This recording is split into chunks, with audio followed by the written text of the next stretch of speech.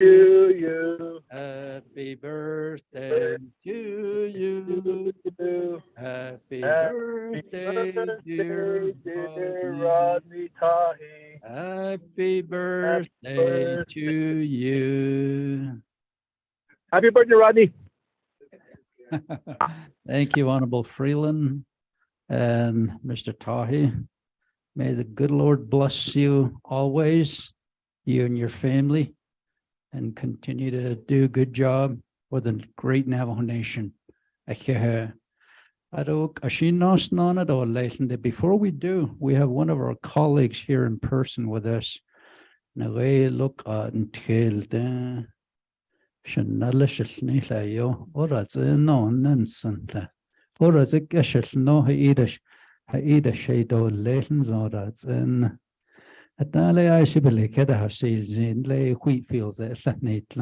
had a legislation on the agenda.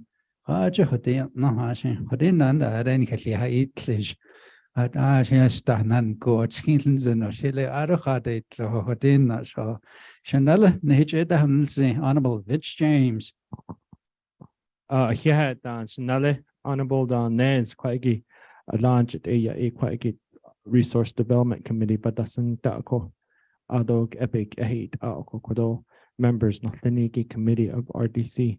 Ado staff Ado Shet Kahasting Lo Yat A Kohono Lonigi Do Ade Isenot Aegi Shade Yadi Todich Eat in Sons at Najini Bashish Chin Kia Ani Dashachedo Hanagani Dashinale Ado Ken Dachi look until Iltutra Hoye Jedetro a quid out a isla itrat nas Nilindlini Benat Apanchon Konzat Nationalini Isleako Ado Satnad a quite another is the Libinacha Itzatna at Hanan Stato Lich Nadin Isla Aj a what I Plato Shana is Nilsalinko Oko Ede what out a and Hijada has a sling to Litlako.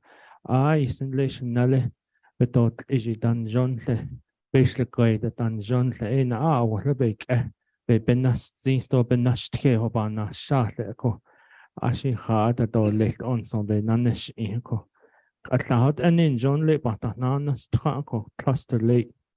They share a hate a hard at all left, but that's it did not a dish think about it. She do think that's or Rodney the big kitchen. Had out anything that was a sneak door left door that yeah I had Chanel ethics and rules, and let's send that on gifts. It's more than $100. You're going to implicate yourself here today. I'm going to hand the gavel over to Honorable Wilson Stewart Jr. for the next two legislations. So, Kuroshi, Honorable Stewart. Okay, Chairman, and we'll go ahead and move forward with our legislation. Mr. Tahi, can you help me in reading the legislation into record, please? Pro Tem Chair, members of RDC, you have legislation summary sheet for tracking number 0228-22, date November 21st, 2022. Title of the resolution, proposed Navajo Nation Council resolution, an action relating to Resource and Development Committee, and Nominate Committee, and the Navajo Nation Council, approving the oil and gas operation agreement between the Navajo Nation and EOG Resources, Inc. for certain trust lands in the Upper Fruitland chapter and the Nunazad chapter, Navajo Nation, San Juan County, New Mexico. Purpose: the purpose of this legislation is to approve the oil and gas operating agreement between the Navajo Nation and EOG Resources, Inc. for certain trust lands on the Navajo Nation, San Juan County, New Mexico. Navajo Nation Council has final authority over this legislation, which be read into the record in its entirety. The primary sponsor of this legislation is Ricky Nez. Tracking number 0228-22, an action relating to Resource and Development Committee, NAVCAT Committee, and the Navajo Nation Council, approving the oil and gas operating agreement between the Navajo Nation and EOG Resources, Inc. for the certain trust lands in the Upper Fruitland chapter and Nunazad chapter, Navajo Nation, San Juan County, New Mexico. In section 1 outlines authority. In section 2, the findings, which includes an exhibit 1, exhibit 1A, exhibit 2, and exhibit 3. And then exhibit 4 attaches included is a section 3, which is the approval, which references exhibit 1. Attached, you'll have exhibit 1, which is the oil and gas operating agreement. Exhibit 1A is a land survey in Upper Fruitland and Nunazad. Exhibit 2 is a resolution of the Navajo Nation Upper Fruitland chapter. Resolution number FRUI-2021-12-263. Attached to exhibit 3, the Nunazad chapter resolution in ZC-19-2022. And attaches exhibit 4, the executive official review document number 019487, date issued 10/3/2022. Then you have the first report, the internet legislative review summary for legislation number 0228-22. Sponsors Honorable Ricky Nez.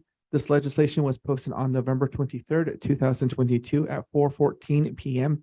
The 5-day comment period ended November 28th, 2022. You have 2 comments supporting this legislation, 1 comment opposing this legislation, and 1 comment and recommendation on this legislation. The comment supporting this legislation is by Cecilia Denny and Nunazad chapter. The comment opposing this legislation is by Eleanor Smith, and the comment recommendation is by Lisa Marie Bird.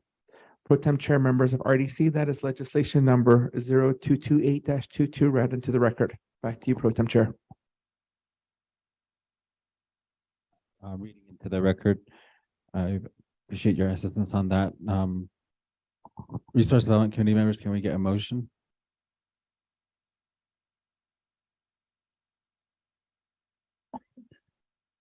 Key Allen, motion. Can we get a second?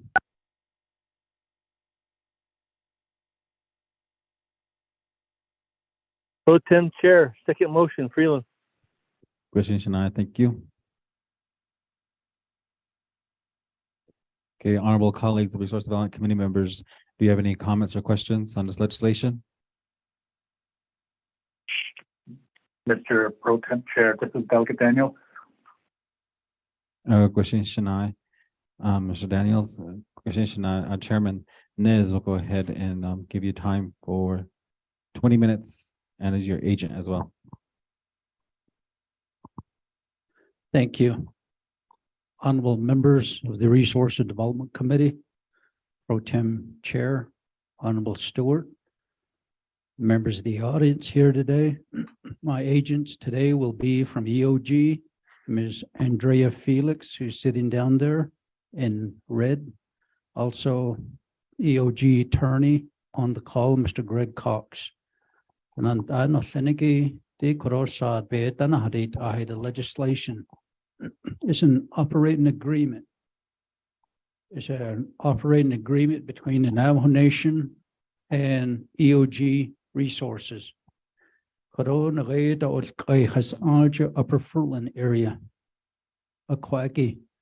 Hansagushi, Ayahati, Kayahasagi Lion, 150 acres.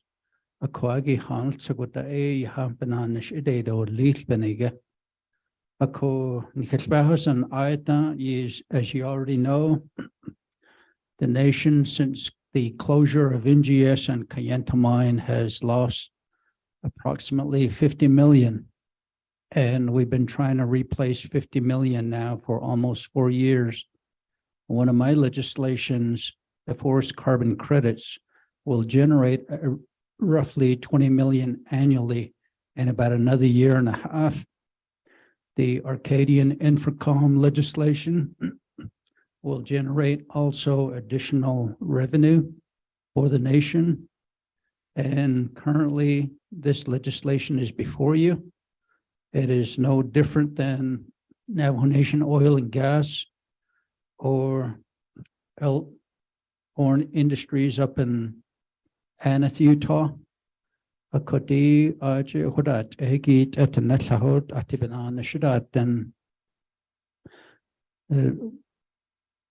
folks are in need of employment, and the nation's in dire need of generating revenue.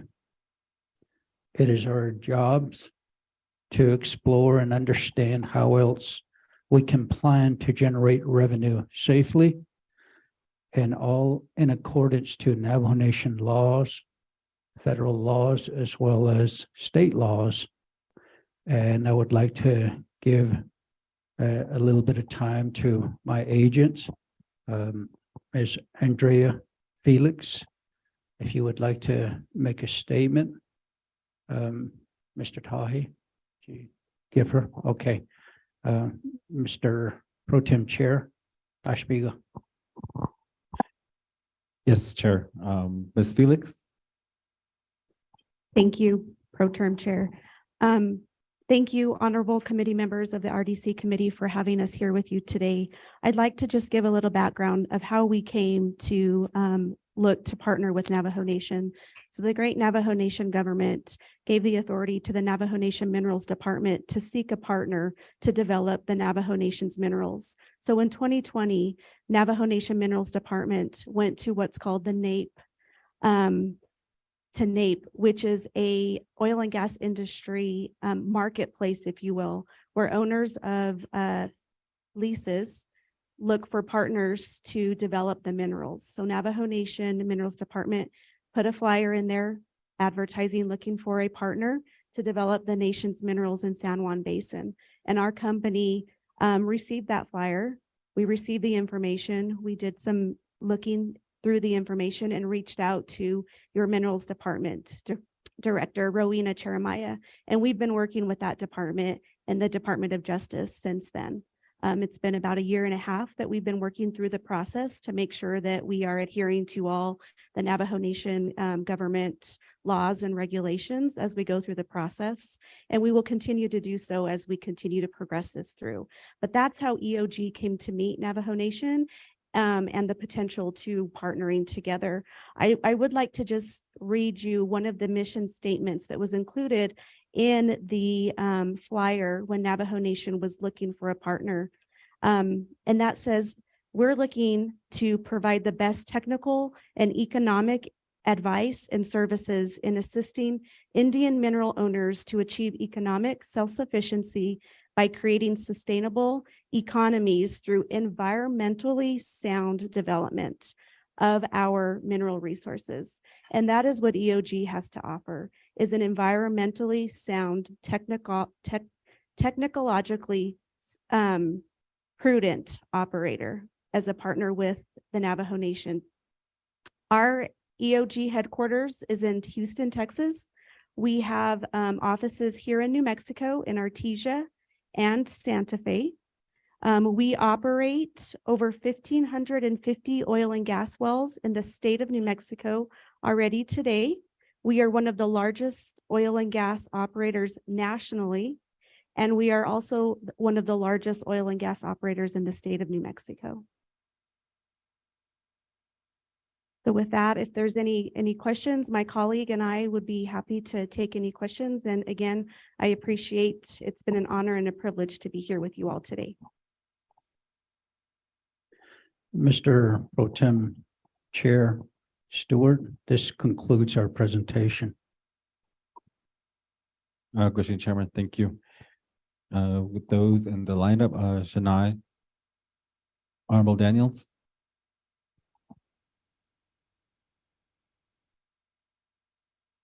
Pro Tem Chair Hoditaya. Oh, Okay, thank you very much. Kudos to Liaja. Adonana Kodo Sanat Saniki, Adosha Hastings, Adishni Dainos, Adenta Kodo colleague, Kodo 24th Council, Kodo Adishon Batray, for Kia Kodo. Ado Kodo Sina, Kodo legislation Kodo Hitani, Chogigi. Kodo the legislation 022822. Yana Veda.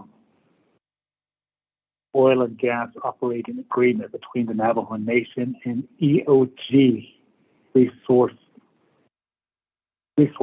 Otab Kago. A cocoa codona later. The in the something that later. several days ago. This went on the 5-day comment period. A call question is like as a shareholder for Navajo Nation Oil and Gas, put on the Right Resources and Development Committee. So I don't have as shareholder. I don't know, but I investigate with oil and gas. I see I did but never see case a call. I knew that Chairman Nance listening to your presentation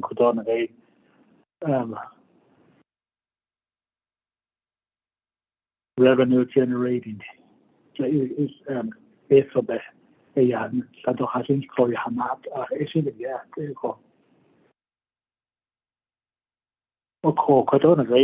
yesterday we were out at a Black Mesa. We toured the Peabody, the former Peabody mine. I sit over him. Get based on the baby and then over the big get how you read of our man Albejo. I see over him. I don't know the snake with the 24th Council. None of the field being the snake with the economy. I could anyway. You can have some lot of the nation away Peabody. None is the other field beat. I don't think with that Navajo generating station. The hot Zako. I don't yes, I don't step it. Was a huge yago. Rational yard graduate, JB. Out there, now the English are in a reclamation. Banda Alsternam is Banatlo. Of course, the I ship at the Hornet, one quarter. No, rate oil and gas, quarter Aja, Bahuito, Ash, EOG resources. That in the store less. So I had the test. So you Baba case of Michelle Effect Ellen for you our very own enterprise with those Navajo Nation oil and gas. Is you about the need later that in soy on this case of that data. A cocoa as a aided by Hineka. And we have our meeting. We're not aided by you. Halida Nani Idola. Hit the Napa Halida Peso Yahanait Adola. That ever gave by Yale as a shareholder of oil and gas as Yahanait Kahagi. So DD Equadona Radar, either than in a radar, Navajo Nation oil and gas out of the jar. So it was either lunch for you about this case of that is the dam. Either by hospital, either by night kid on that could pro temp chair could my brother. Thank you.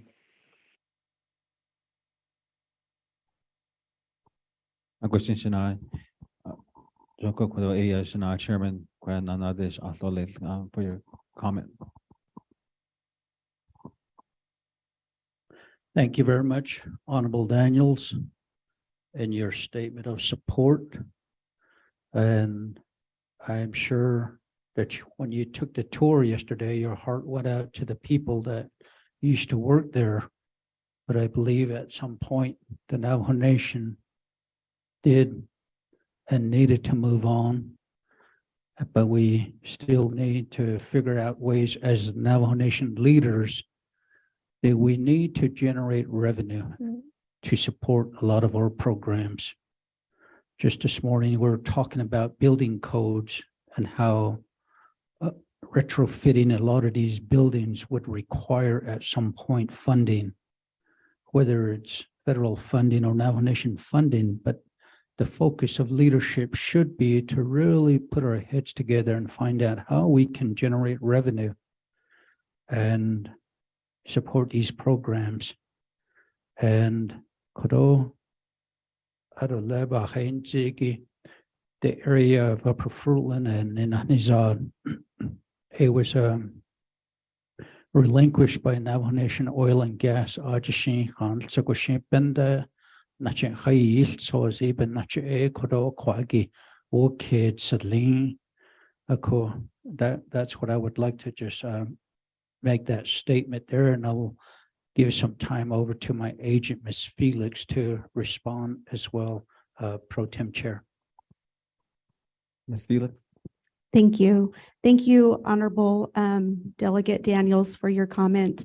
I would like to let you know that EOG respects and understands Navajo Nation Oil and Gas Enterprise. And for that reason, that is why we are seeking to partner with the nation on the lands that were recently relinquished by Navajo Nation Oil and Gas Enterprise. So not to interfere with the nation's enterprise. Thank you.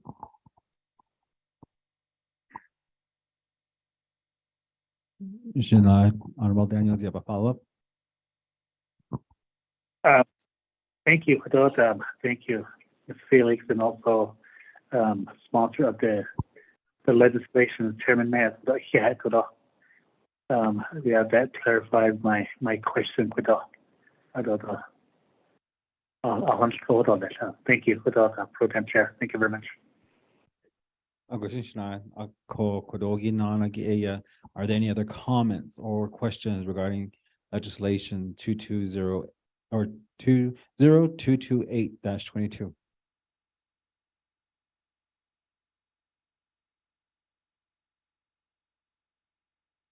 Going once, going twice. Gone.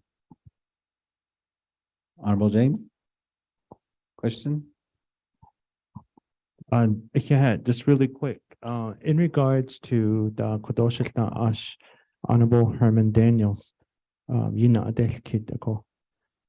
regards to the relinquish by Navajo Oil and Gas, why was that not considered, or why do you guys not oversee that site anymore? Can I get an answer in regards to that?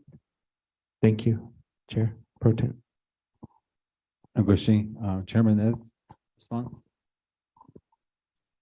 Thank you, Honorable James, for your question of why wasn't NOG considered for the lease in that area.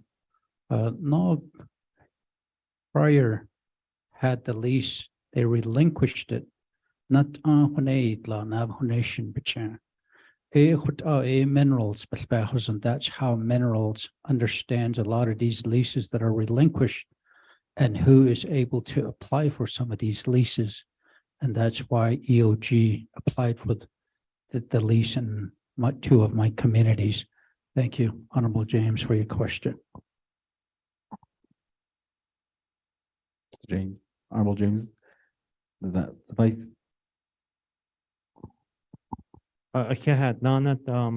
Is there a reason why Navajo Oil and Gas relinquished that site? Why is it they don't want that site?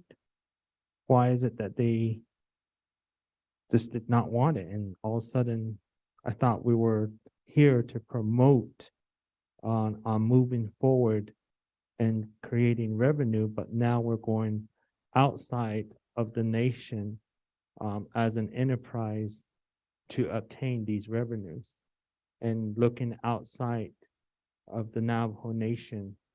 I thought that was the main reason why we created, or the enterprise was created. So that's, I just want to know why, because I guess if I don't get an answer here, I guess we'll just do it at council. But that's one of my main concern of why did NOG relinquish the land? Why do they not want the land, the site? Thank you. Chairman? Thank you very much, Pro Tem Chair, as well as Honorable James. Appreciate your questions, your concerns for our enterprise, Navajo Nation Oil and Gas. My agents are EOG Ms. Felix, and Mr. Greg Cox, the attorney. Navajo Nation Oil and Gas is not my agents, and this legislation is for EOG as well, Navajo Nation. The operating agreement is between Navajo Nation and EOG. I see that Navajo Nation Oil and Gas representative is here today in the room, but it would be up to Pro Tem Chair and perhaps through the shareholder, Mr. Honorable Daniels, that maybe you can request a response from Navajo Nation Oil and Gas.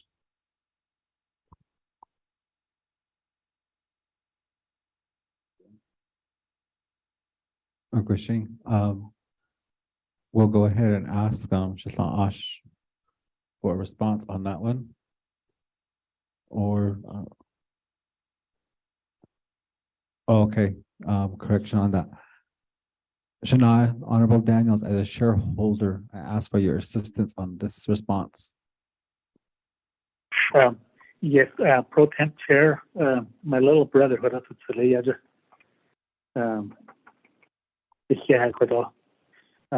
as shareholder for RDC, representing RDC shareholders and oil and gas, right? As you understand, so at this time, I'd like to request to give some time to oil and gas as in that. I've seen that hard so Ilaban night on that night, and Navajo Nation in Johanna, flag it okay about night, Kitty, a great agenda heart or with a Pro Tem Chair. Thank you.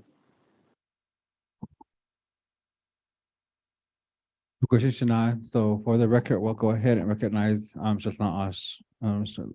Leonard L. Sosi, for Navajo Nation Oil and Gas.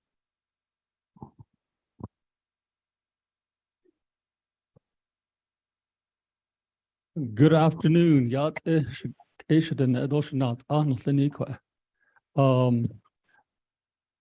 By introduction, my name is Leonard L. Sosi. Nani the Enschlido Tutsan Bashin, not of the net touching the Chidokia on the Chanel. A hotel. Although Navajo Nation Oil and Gas Company, a board chairman and Shlon a call. I do have our CEO on the call, and I did tell him that I'll have him respond to that, why we had relinquished that particular site back to the Navajo Nation. And his name is James McClure. I'm not sure if you can see him. James, can you mute yourself with *6? Yes, can you hear me? Yes, we can. Yate, thank you for the opportunity, Okay, RDC members. Hold on, please. Shania, Honorable Daniels, we would need your assistance again to recognize Mr. McClure. Yes, Pro Temp Chair, I'd like to recognize Mr. James McClure, Navajo Nation Oil and Gas, the CEO, Pro Temp Chair. Question. So for the record, we'll go ahead and recognize the CEO for Oil and Gas, Mr. McClure. Okay, thank you. Sorry for being so quick there. So again, my name is James McClure. I'm the CEO of Navajo Nation Oil and Gas. The lease in question, or the operating agreement in question that was relinquished by Navajo Nation Oil and Gas, you have to consider the time frame that this lease was considered. It was a 10-year time period from 2010 until 2020. Navajo Nation Oil and Gas, in the early stages of that agreement, did conduct exploration activities on the lease agreement. I do not have in front of me the specifics of the EOG agreement, but if it is the same area, wells were drilled and there was identified potential hydrocarbons. However, they were deemed to be small in quantity, and given at that time natural gas prices were much lower than they currently are. So Navajo Nation Oil and Gas had to make a decision. My tenure at NOG began in 2019. We needed to make a decision by mid 2020 of whether we wanted to retain the lease and continue with exploration or to relinquish the lease. And at that point in time, our belief, our technical studies show that the hydrocarbons were not justified for development given low gas prices. That potentially has changed for EOG. And so that, why we relinquished was all about economics. We did find, as I said, some hydrocarbons, but not significant quantities in our opinion. And thus had to make an economic decision about, do we want to continue on as an operator of this lease, and which requires delay rentals, or did we want to relinquish? And we made the decision in the summer of 2020 to relinquish because we didn't feel like it was economic at the time to develop. With that said, I mean, we are more than open and willing to talk to EOG about supporting them in the future if they want to talk about partnerships. It's not that we are opposed to exploration in this area. We just, from a technical standpoint, we want to kind of understand what that the new company might be willing to pursue. But we are no longer rightful owners of that lease. It was relinquished back to the Navajo Nation for their ability to find new companies to come in to invest. And at this point in time, that's where we're at with the EOG agreement. So if you have any questions, I'll be able to answer, but appreciate your time. Hopefully that helps. Thank you, Mr. McClure, for the response. Delegate James? Okay, any other comments or questions?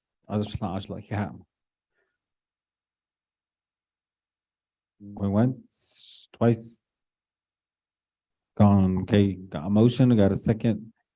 We'll go for our vote on legislation 0228-22. Vice Chair Walker, how do you vote?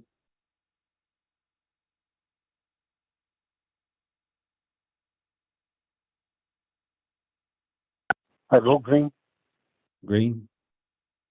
Shana K. Allen? Green. Shana Arnold Daniels? Green. Green. Shana Mark Freeland?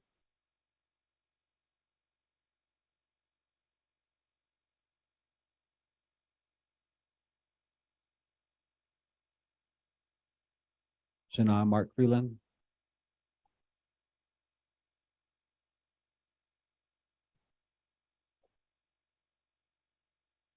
Shana Chairman Nez? Delegate Rick Nez votes green. Auto back to Shana Freeland. Green. By text, Honorable Freeland votes green. So a vote of 5 in favor, 0 opposed, and Pro Tem abstaining. Okay, thank you for that approval. Next legislation, Mr. Tahi, your assistance again, please, to read the legislation into record.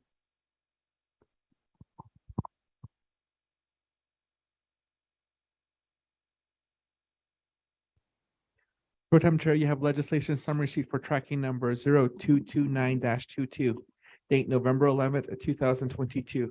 Title of the resolution, proposed standing committee resolution, and action relating to Resource and Development Committee, approving a mission site permit for 1.5 acre more or less for the Congregational Methodist Navajo Mission in the vicinity of Newcomb Chapter Navajo Nation. Purpose. The purpose of this legislation is to approve a mission site permit for the Congregational Methodist Navajo Mission on 1.5 acres located in Newcomb Chapter. Resource and Development Committee has final authority over this legislation, which will be read into the record in its entirety. The primary sponsor for this legislation is Honorable Ricky Nez for tracking number 0229-22, an action relating to Resource and Development Committee, approving a mission site permit for 1.5 acre more or less for the Congregational Methodist Navajo Mission in the vicinity of Newcomb Chapter, Navajo Nation. Section 1, authority. A, pursuant to 16 NNC Section 1151C, the Resource Development Committee of the Navajo Nation Council has authority to give approval for permits for mission sites on behalf of the Navajo Nation. B, pursuant to 2 NNC Section 501B2, the Resource Development Committee of the Navajo Nation Council has the authority to give final approval for all land withdrawals, non-mineral leases, permits, licenses, right-of-way, surface easements, and bond requirements on the Navajo Nation lands and unrestricted fee lands. This authority shall include subleases, modifications, assignment, leasehold, and encumbrance, transfers, renewals, and termination. Section 2, findings. A, the Congressional Methodist Navajo Mission has applied for a mission site within the Newcomb chapter. The terms and conditions of the mission site permit is attached as Exhibit A. The proposed mission site is located on 1.5 acres, more or less within the vicinity of Newcomb chapter, Navajo Nation, New Mexico. The survey of the Congregational Methodist Navajo missionary site is attached as Exhibit B. D, consent to use Navajo tribal lands for missions signed by permit holders on July 9th, 2014, and signed by grazing officials, Farm Land Board, date July 11th, 2014, and the field clearance checklist are attached as Exhibit C. E, the Newcomb Chapter Resolution NWCB-02815-024 dated February 8th, 2015 is attached as Exhibit D. Newcomb Chapter Resolution NWCB-02815-024 supports Mr. Woodford Yazzie to reestablish a mission site lease named Congregational Methodist Navajo Mission located 2 miles west of Newcomb Chapter. F, a list of names of individuals signed a document attached as Exhibit E stating I support having a Congregational Methodist Church in Newcomb, New Mexico. The signatures on the document are dated 10/30-2022 and 11-02-2020. G, the Biological Resource Compliance Form 14 CMN-01 is attached as Exhibit F. The Historic Preservation Department Cultural Resource Compliance Form number HPD 14-690 is attached as Exhibit G. The Congregational Methodist Navajo Mission Lease Application Environmental Assessment, Newcomb, Arizona, prepared by Denali Environmental Services, attached as Exhibit H. Application, the Navajo Nation Corporation Act Certificate of Authority dated August 26, 2014. The State of New Mexico's Certification of Good Standing dated January 5th, 2021 are attached as Exhibit I. The Executive Official Reviews document number 016766 was reviewed by the Department of Justice, Fish and Wildlife, Department of Water Resources, Minerals Department, Heritage and Historic Preservation Department, Division of Natural Resources Administration, and the Navajo Nation Land Department, and reviewed by Navajo Environmental Protection Agency by memorandum dated September 14th, 2021, indicating approved and significant are attached to Exhibit J. Section 3, approval. The Resource and Development Committee of the Navajo Nation Council hereby approves the mission site permit for the Congregational Methodist Navajo Mission, subject to but not limited to the attached terms and conditions contained herein as Exhibit A, which is attached hereto and incorporated herein by this reference. B, the Resource and Development Committee of the Navajo Nation Council hereby authorizes the President of the Navajo Nation to execute all documents to effect the intent and purpose of this resolution. Attaches Exhibit A, which is the terms and conditions for the mission site permit. Attaches Exhibit B, which is the land survey. Attaches Exhibit C, which is the field clearance checklist.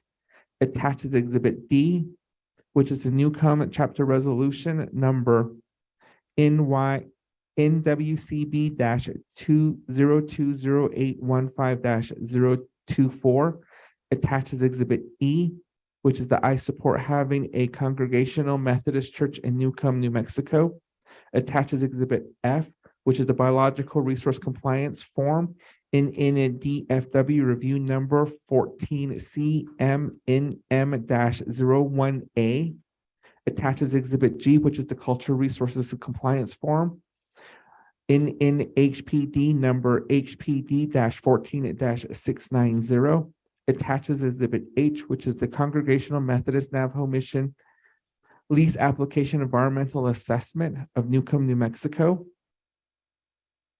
Attaches Exhibit I is the application for the mission site. Attaches Exhibit J, which is executive official reviews for document number 016766, date issue 07/09/2021. Then you have the first report, the Internet Public Review Summary for legislation number 0229-22, sponsors Honorable Ricky Nez.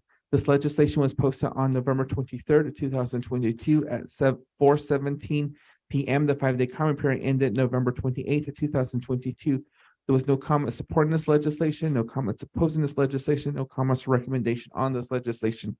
Pro Tem Chair, members of RDC, that is legislation number 0229-22 read into the record. Back to you, Pro Tem Chair. Question. Thank you, Mr. Tahi. I'll call that legislation again, 0229-22. Honorable colleagues, can I get a motion? Kia Allen, Shania, a second.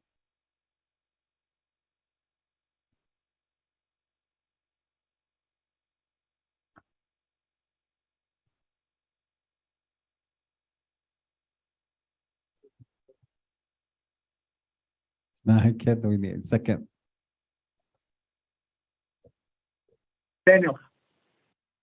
Honorable Daniels, Kia Shania. A motion, a second. Have any questions or comments regarding this legislation? Once, twice, gone. Question, thank you. Let's take a vote. Oh, Honorable Tahi, kidding. Mr. Tahi. Pro Tem Chair, members of RDC, there is 4 errors in the resolution that RDC has final authority on. Ms. Khan did propose wrote amendments to this legislation, but these are technical errors that can be corrected. If Ms. Khan can provide direction, if those technical errors can be corrected. On page 2 of 3, lines 13, it should say Methodist Church in Newcomb, New Mexico, unquote. That is a technical error. On page 2 of 3, line 15, it should say compliance form 14 CMNM-01A. It is missing an extra M. And on page 2 of 3, it should say, on line 18, it should say Newcomb, New Mexico, not Arizona. These are technical errors that can be corrected, but I just want to make sure that RDC is given the correct information if we can correct this or if amendments need to be made. Back to you, Pro Tem Chair. Question. Thank you, Mr. Tahi. Ms. Khan, your advisor on this area, do we need to do an amendment or it's just like a technical error that we can correct through legislation? Mr. Chair, Mr. Pro Tem Chair, thank you very much. I did send just now, resent the corrections, and they are essentially typographical errors. But it might, since it's all written out already, it could just be read into the record what I have just sent and just get it as an amendment at this time, since the language is right here before you. And if that's what the committee would choose to do, the amendment language is sent. And that is a very clear way to do it. Thank you, Mr. Chair, Chair Pro Tem. Question, Ms. Khan. So we'll go ahead and request for an amendment. Again, the amendment was emailed out by Ms. Khan just a few minutes ago to correct those technical errors. Since the legislation has been written and already has been posted, so we are requesting for an amendment and a second to the amendment regarding these changes. Mr. Tahi. Pro Tem Chair, members of RDC, I did receive Ms. Khan's amendment. Unfortunately, it only addresses two of the errors. One of the errors is still not corrected, which is on page 2 of 3, lines 18. According to the amendment that Ms. Khan sent, it should read as Newcomb, New Mexico, not Newcomb, Arizona.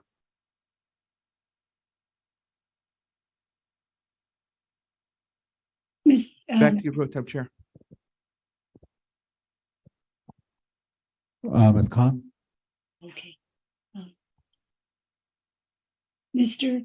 Pro Tem Chair, I would recommend that the wording that I had sent just now be read into the record for a correction, and then that Mr.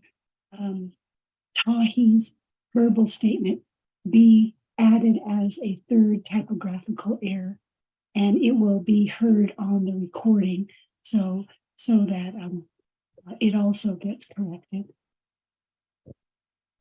Okay, Shane, thank you. Mr. Tahi. Chair, members of RDC, we have amendment number 1 for legislation number 0229-22. 1, page 2, lines 13, insert the closing quotation mark after NM as follows. Quote, I support having a Congregational Methodist church in Newcomb, New Mexico, unquote. 2, page 2, line 15, insert the letter M after 14 CMNM as follows. The Biological Resource Compliance Form 14 CMNM-01A is attached as Exhibit F. 3, renumber or reletter succeeding paragraphs, sections, or exhibit as necessary and appropriate. Pro Tem Chair, members of RDC, that is amendment number 1 read into the record. Okay, colleagues of Resource Development Committee members, we have the amendment read. Need a motion and a second for the amendment, please.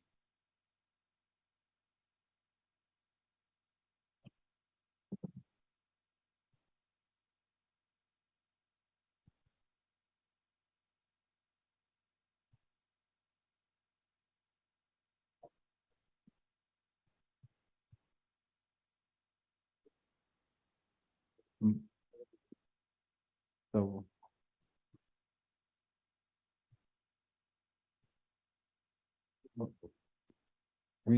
committee members need a motion and a second for this amendment. Motion, Daniels. Motion by Honorable Daniels, second. Rick Nez, Chairman Rick Nez, seconds the amendment. Now go to vote on the amendment. Vice Chair Walker, how do you vote? Pro Tem, I vote green. Gushi. Arunda Kuroshina K. Allen, green. Aroshana Herman Daniels, Green. Shana Mark Freeland. Said green. Green by text. Aroshana Chairman Nez.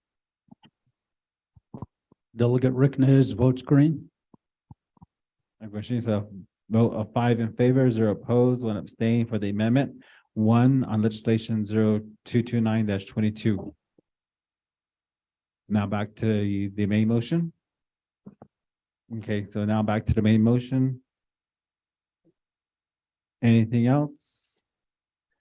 If not, then we'll go to the main motion's vote for approval of legislation 0229-22. Vice Chair Walker, how do you vote on the main legislation? Pro Tem Chair, I vote green. Thank you. Shana K. Allen, green. Shana Herman Daniels, I vote green. thank you. Shana Mark Freeland. Did you get a text? Green. Wishing those Shana Chairman. Delegate Rick Nez votes green. Wishing so vote again, 5 in favor, 0 opposed, 1 abstain for the legislation. Thank you, Resource Development Committee members, those Shana Chairman. Thank you very much, Honorable Stewart, for facilitating this part of the meeting. Next legislation will be legislation number 0231-2022, correct? The chair members of RDC is legislation 0231-22. Okay, thank you. Sponsor will be Honorable Speaker Oroso Shanala. He's present here. So Mr. Tai, if you would, please read this legislation into the record. Chair members of RDC, you have legislation summary sheet for tracking number 0231-22, date November 22nd, 2022. Title of the resolution: an action relating to resource and development, budget and finance and non-budget committees, and the Navajo Nation Council, approving a memorandum of agreement between the Navajo Nation and the Office of Navajo and Hopi Indian Relocation, ONEIR, for the Lower Highway 89 development, authorizing the President of the Navajo Nation to accept a gift of the Lower Highway 89 land from the Navajo Nation Gaming Enterprise and submit an application to place the Lower Highway 89 land into trust under Public Law 96305. Purpose: the purpose of this legislation is to approve the Lower Highway 89 Memorandum of Agreement between the Navajo Nation and ONEIR, to authorize the President to accept the Lower Highway 89 land as a gift from the Navajo Nation Gaming Enterprise, and to authorize the President to start the process to put the Lower Highway 89 land into trust using Public Law 96305. Navajo Nation Council has final authority over this legislation, which we read into the record in its entirety. The primary sponsor of this legislation is Honorable Otto So for tracking number 0231-22, an action relating to the resource and development, budget and finance, and non-budget committees, and the Navajo Nation Council, approving a memorandum of agreement between the Navajo Nation and the Office of Navajo and Hopi Indian Relocation, ONEIR, for the Lower Highway 89 development, and authorizing the President of the Navajo Nation to accept a gift of the Lower Highway 89 land from the Navajo Nation Gaming Enterprise, and submitted application to place the Lower Highway 89 lands into trust under Public Law 96-305. And Section 1 outlines the authorities for references that the Navajo Hopi Land Commission resolution, the Resource and Development Committee, the Budget and Finance Committee, and Advocate Committee. In Section 2 is the findings, which includes Exhibit 1A, Exhibit 2, Exhibit 3, and Exhibit 1. In Section 3 is approval and authorization, which references Exhibit 1A. In Section 4 is the effective date. In Section 5 is the savings clause. Attached, you have Exhibit 1, which is the resolution of the Navajo Hopi Land Commission, the 24th Navajo Nation Council. Exhibit 1, resolution number NHLCO-07-2022. You have Exhibit 1A, which is the memorandum of agreement between the Navajo Nation and the Office of Navajo and Hopi Indian Relocation for the proposed Lower 889 Horseman Lodge development.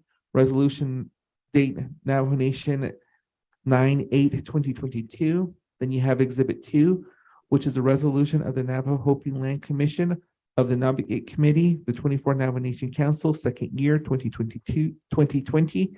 Resolution number NHLCMA-3-2020. Attaches Exhibit 3, which is the resolution of the Navajo Hopi Land Commission of the Navigate Committee, the 24 Navajo Nation Council, second year 2020. Resolution number NHLCMY-5-2020. Then you have the first report, legislation number 0231-22. Sponsors Honorable Otto So. This legislation was posted on November 23rd, 2022 at 4:28 p.m. The 5-day comment period ended November 28th, 2022. There was no comments supporting this legislation, no comments opposing this legislation, or no comments or recommendation on this legislation. The chair members of RDC, that is legislation number 0231-22 read into the record. Back to you. Thank you very much, Mr. Tahi, for reading this legislation into the record. Honorable members of the Resource and Development Committee, let's establish a motion and a second. Chairman, I motion. Honorable Vice Chair Walker motions, second by Honorable Stewart. Honorable members of RDC, this legislation goes on to Budget and Finance Committee, Navajo Committee, and the final authority is with the Navajo Nation Council. Honorable members of RDC, do you have any comments or questions?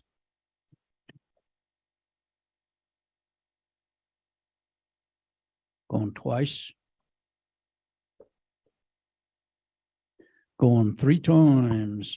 Honorable Vice Chair Walker, how do you vote? Chairman, I vote green. Thank you. Honorable Vice Chair Walker votes green. Honorable Kealan Begay, how do you vote? Honorable Kealan Begay Jr. votes green. Honorable Daniels. I vote green. Honorable Herman Daniels votes green. Honorable Freeland.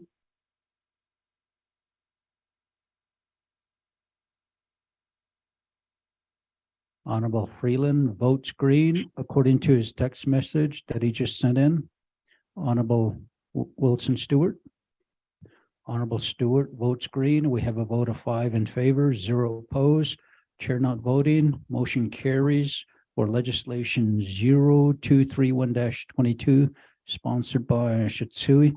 Honorable Speaker Aruso, thank you very much. Yeah. Mr. Chair, this is Mariana Khan. Ms. Khan, you have the floor. I missed the information that was given on who had the first and the second. I'm sorry, just keeping my own records. If you could give me the first and the second again, Mr. Chair, thank you. Thank you, Ms. Khan.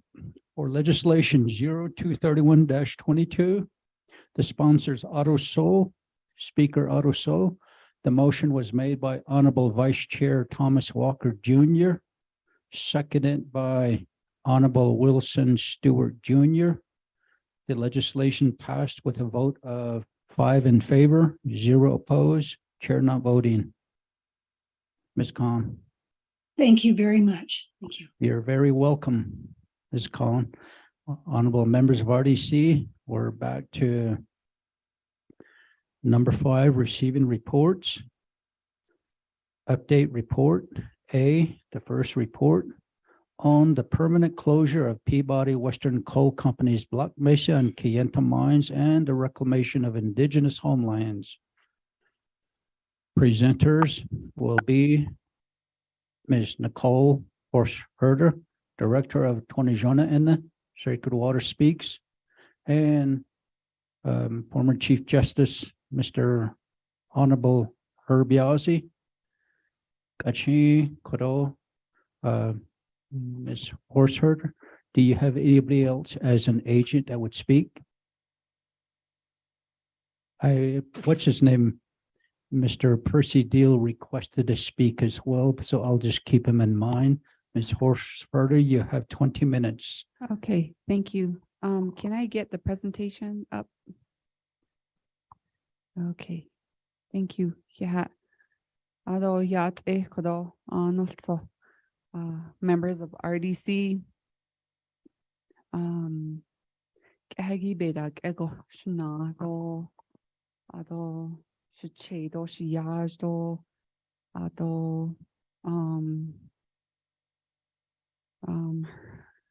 Dashin Dini Dana on the mine site tour.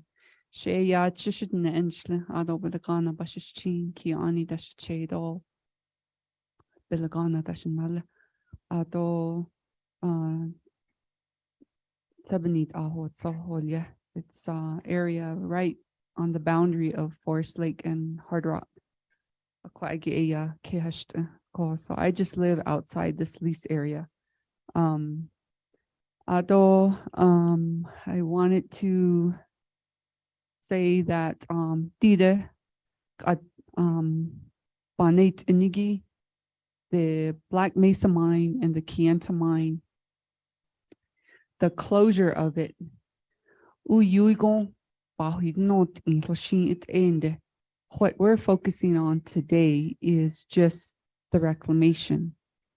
So on Lady Holjisho, we talked a lot about the closure of the mine, why it shouldn't be closed, why it should be closed. There's a lot of impacts. but Lahuishido, it's closed, and now we're in this phase of reclamation. Nana reclamation, there's, the assets, the infrastructure, what we're calling assets, the infrastructure. There's a lot of road transportation issues, and there's a lot of worker reclamation job issues. So I don't have time to go into those things today. What I'm just going to be focusing on today is just purely reclamation and reclamation of the water sources. And then Shanella Herb has a more different, an additional perspective and additional insight and expertise. And so that's why I asked him to present with me. And we have been working for a very long time, 2 decades now. I have. However, the mine residents have been working longer than that. Ever since the mining started, there have been impact issues that have come up and that have been brought forth and through the Black Mesa Review Board and Hanet Oya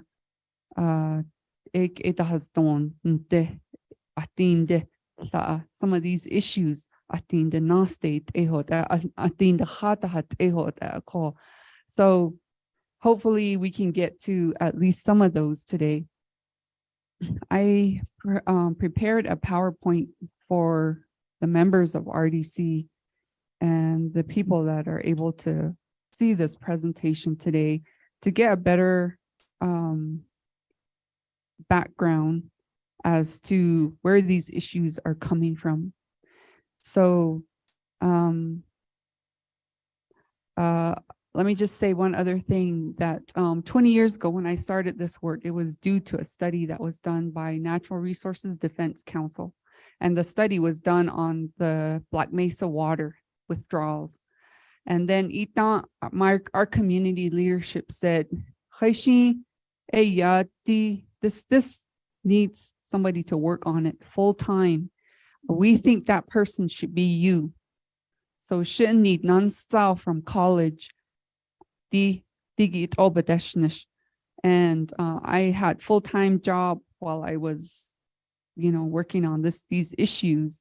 But today I'm happy to say that I'm working on this full-time. So we organized, and there is a valley just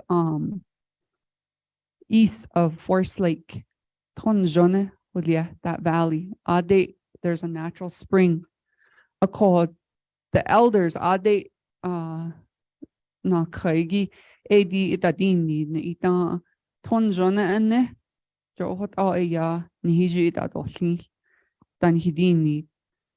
in honor of that spring that was there,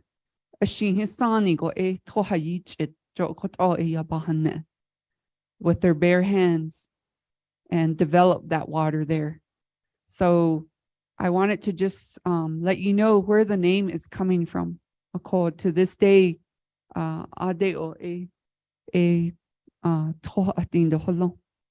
so let's start with a brief overview to ground everybody in the basics around the massive Black Mesa Canta Mine complex. So there are 3 core mining areas. This is Black Mesa Mine, opened in 1970. Next slide, sorry. Okay. In 1970 to supply coal to Mojave Generating Station, 273 miles away in southern Nevada. Around 4 million tons of coal were mined here annually until the mine closed in 2005. The dashed dots across the middle there is the Navajo Hopi partition line. Everything south of the line is jointly held by Navajo and Hopi, which includes all of Black Mesa Mine.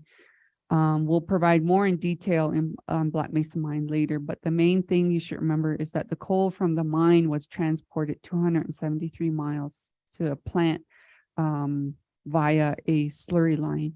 So for the next 45 years, Peabody pumped around 4 million gallons of water every single day from the aquifer to make the coal slurry. That's more than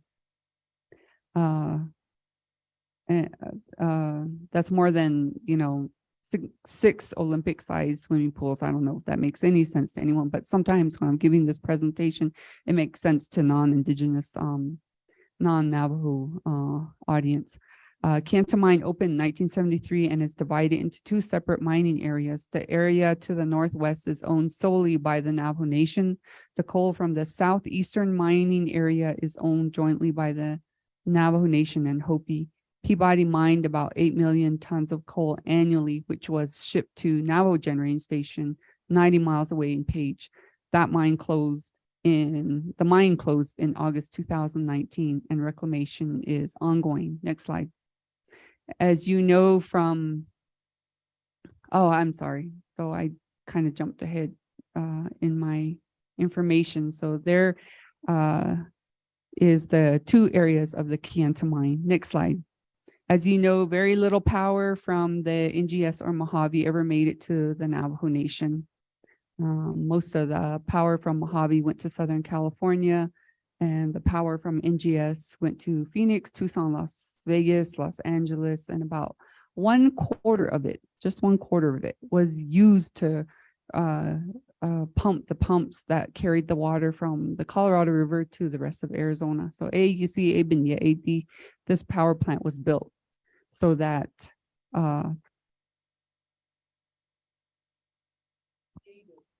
could be was used to supply the generators, the pumps at Mojave Station, so that the water could be lifted and then pushed down the Cap Canal. So next slide. Combine the footprint of the entire mining complex spans 60,000 acres or just under 100 square miles. Some of the land has been reclaimed, but there are still thousands of acres of disturbed land that are being cleaned up.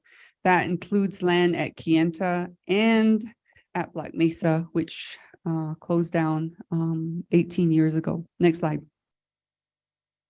The active mining areas total just under 23,000 acres or about 35 square miles, with about 1/5 of the disturbed area at the Black Mesa mine and 4/5 at Kanta. Now that the mining has stopped, tribal lands, water, vegetation, archaeological, and cultural resources must be reclaimed, rehabilitated in accordance with both the leases Peabody has with the tribe and federal law. So this is where we see some major problems. Next slide. Before we get into the details, I'm just going to remind you that some of the history related to these mines. The Navajo and Hopi received pennies on a dollar for the land and the water they ceded for the two mines. Original lease provided for payments of $1 per acre foot for 40,000 acres for 10 years. Federal law was supposed to limit leasing on tribal lands to 2,560 acres. The lease gave Peabody 15 times that amount. Peabody's contract also allowed it to pay $1.67 per acre foot of water per year from the Navajo aquifer for mine operation slurry purposes. Peabody also agreed to never withdraw more than 3,200 acre feet in a year, but almost immediately, like even after the second year that it was mining, it started to exceed that amount and has continued to exceed that amount, the duration that it was pumping. So when the water contract was renegotiated in 1987, Peabody agreed to pay $300 an acre foot. And just to give you some context, water from the Animas River is sold at $3,000 an acre foot. So just to give you some context, and that's not even pristine drinking water. And so, we sold our pristine drinking water for industry prices. The lease gave Peabody exclusive rights to prospect mine strip lands, develop water wells for coal. Leases provided for a renegotiation every 10 years, but the last lease reopener was in 1988. Thousands of people were forcibly relocated to make way for the mine. And actually that's incorrect because the last lease reopener was in about 2007. And I was at council when I got to hear the last lease reopener, and the Attorney General at the time was Harrison Sosi. Next slide. Black Mesa Mine was permitted and began production before the passage in 1977 of the Surface Mining Control Reclamation Act, or SMACRA. The entire mine is regulated under pre-law, or what is called Initial Program Mining Standard, which is not as stringent as SMACRA requirements. Although it is not subject to the same reclamation regulation as Kanta Mine, what I would like this council to keep in mind, or the members of RDC to keep in mind, is that Peabody's lease requires the area to be returned to the tribes in as good condition as received. That's actually language in the lease, both leases.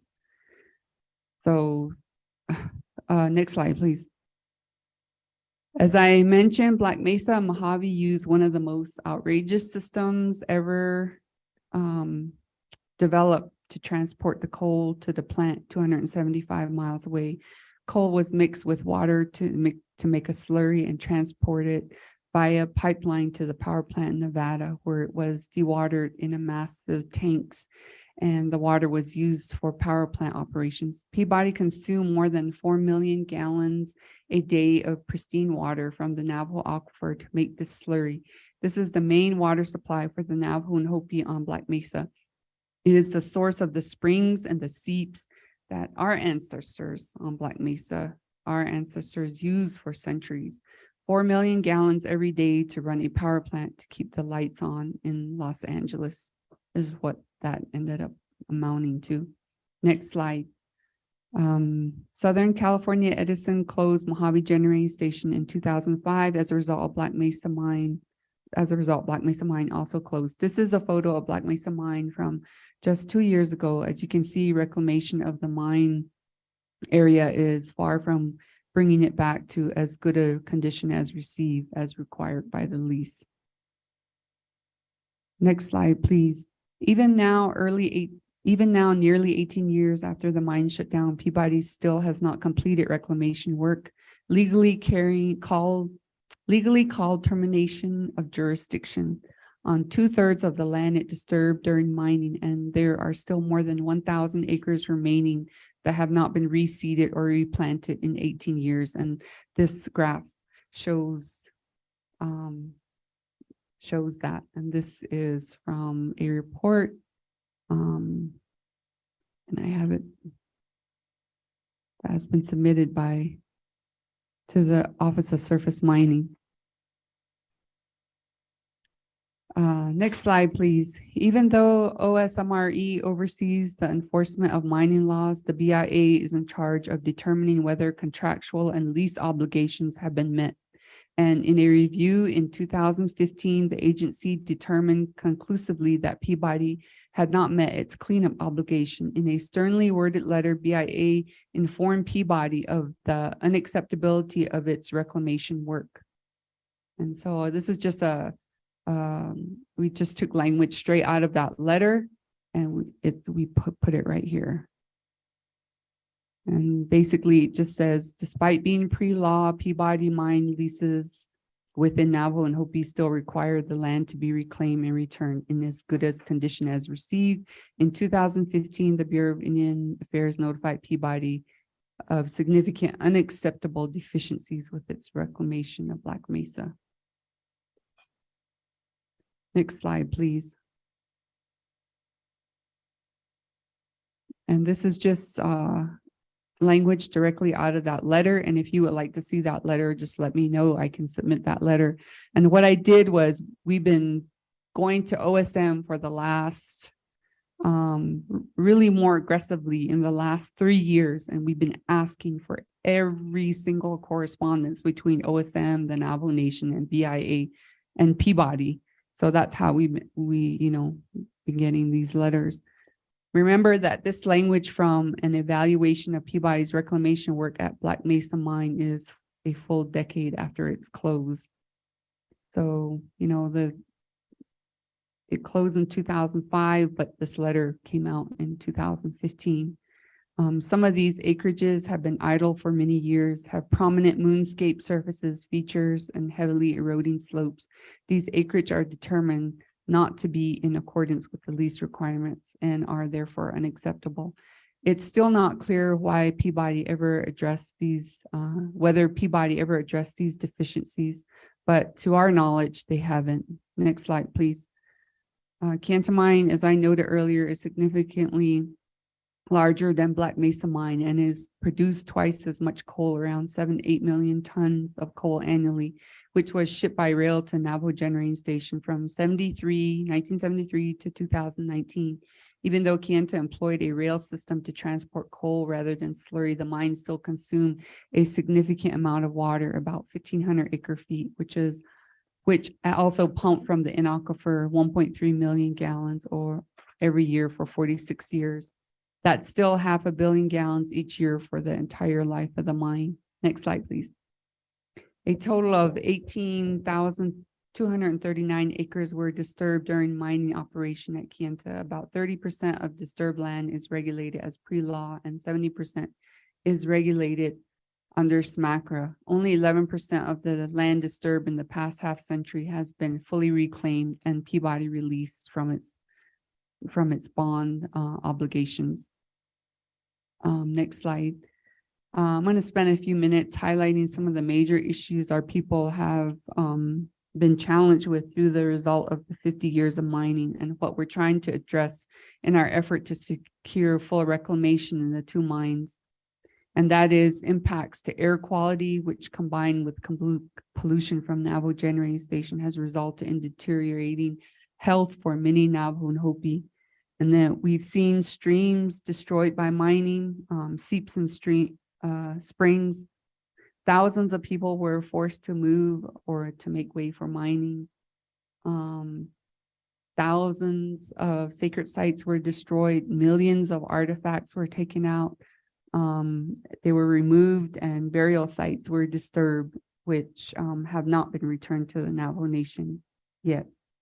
The Hopi are concerned with the contamination and the high levels of arsenic in their villages, which they attribute directly to the pumping of the aquifer. And probably the most deeply felt is the long-term damage to the Navajo aquifer, which is really the only reliable source of domestic water on Black Mesa. The water level in the aquifer has dropped significantly, and Peabody is trying to dramatically downplay the impacts of mining on these water levels. And that was evident at the meeting at Forest Lake back in at the end of September. Next slide, please. Of course, all these issues are important, but there's absolutely nothing more critical than reclamation to the water. If you've seen images like this before, this was sent to us by one of the people in the Hopi villages, and he was saying that that their springs no longer bring water to, there's no more water in their springs anymore. Next slide, please. And there's a lot of water hauling on Black Mesa that's happening now because of the Miss lack of springs. Herder, excuse me. Let me go to my RDC members.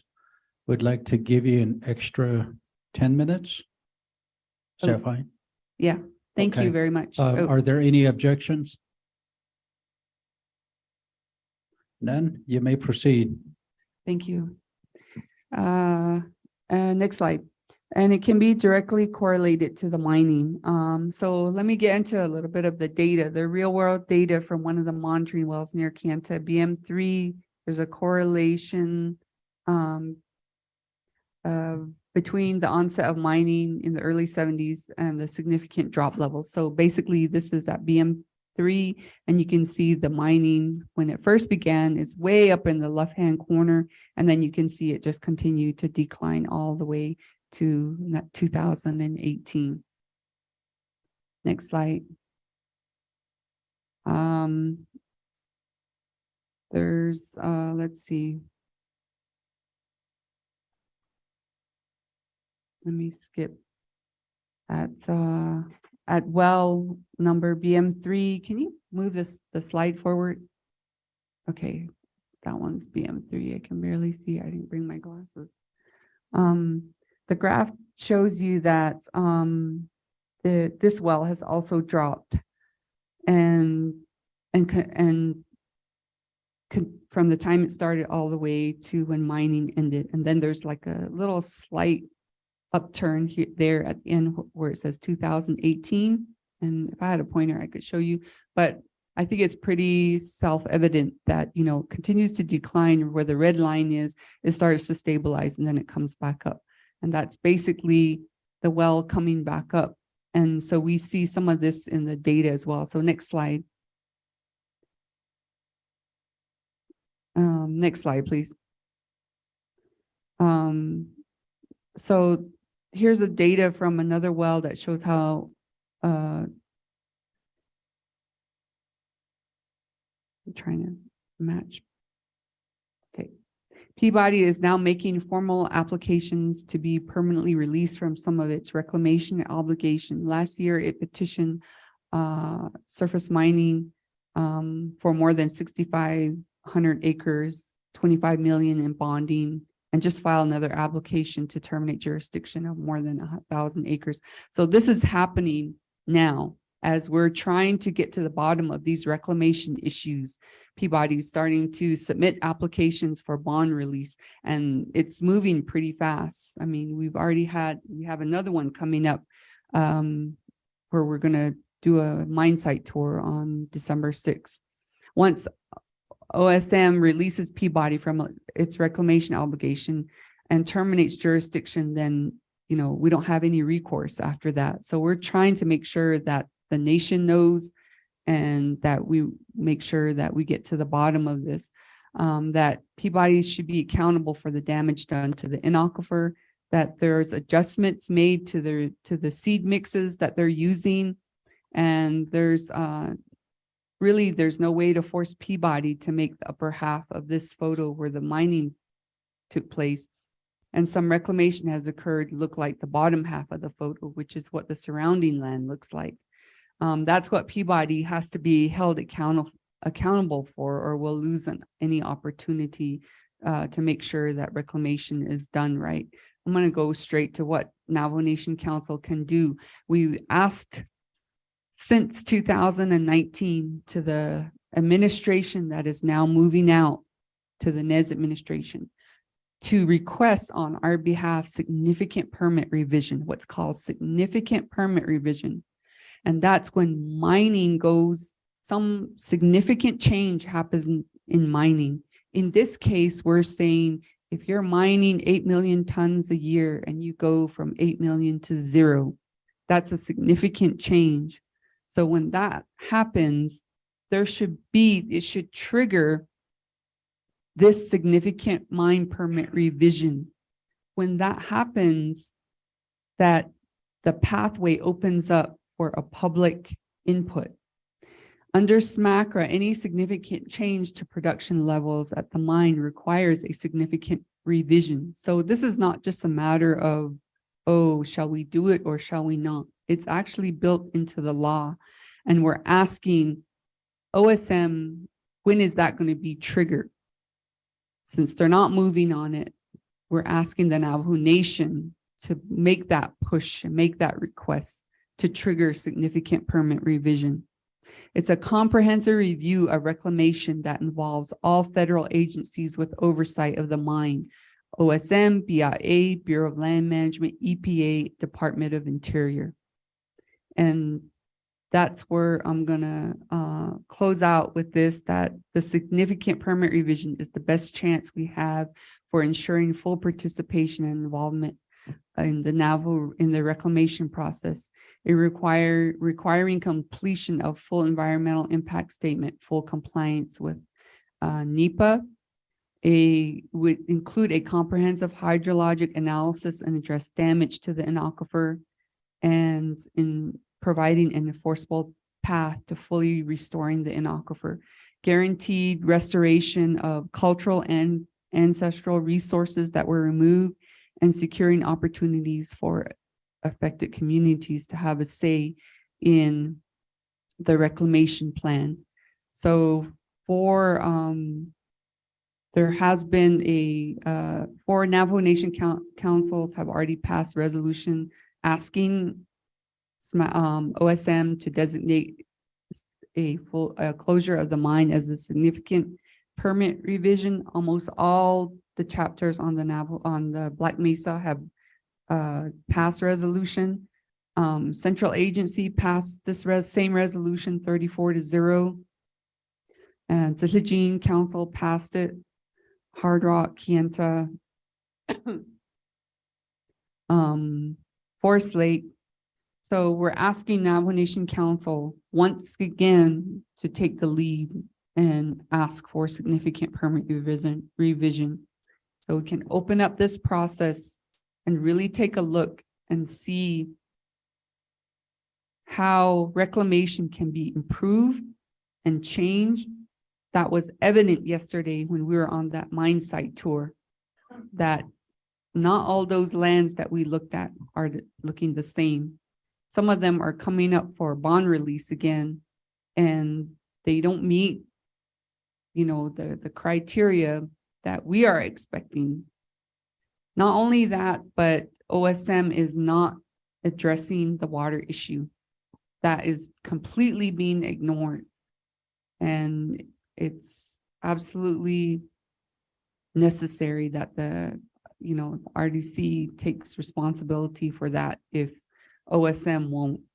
And what we keep constantly are being told is we have a government to government relationship. You have all these concerns, but what does your tribal nation say? So this is the second time we're coming to RDC with this issue. We already went to the administration, the NIS administration with this. We even wrote him a letter to send to OSM. And, that was 4 years ago. And 22 mine residents, some of them miners, to President Nez's office. And, and so we trying to help him there, with council. We gave a resolution to our council delegate, Jimmy Yellowhair, and it's stuck somewhere in legislative council with the attorneys. So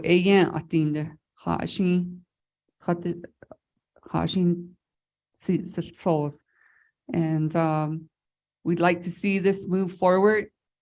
We don't want to see any more delays.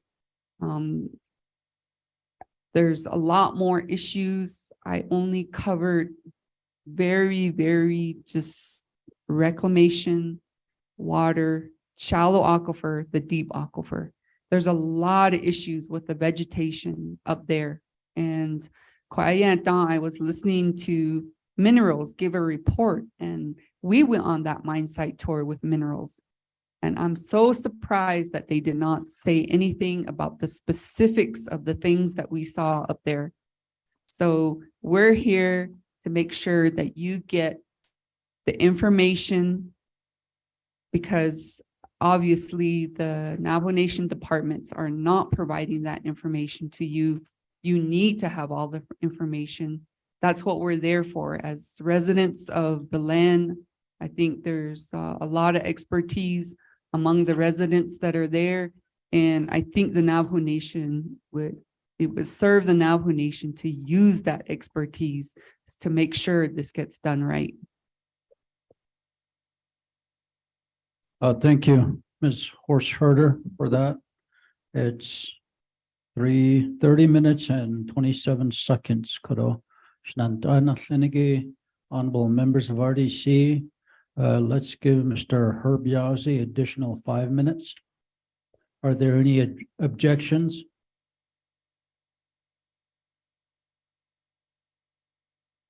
I hear none. Mr. Yazzie, you have 5 minutes. Okay. I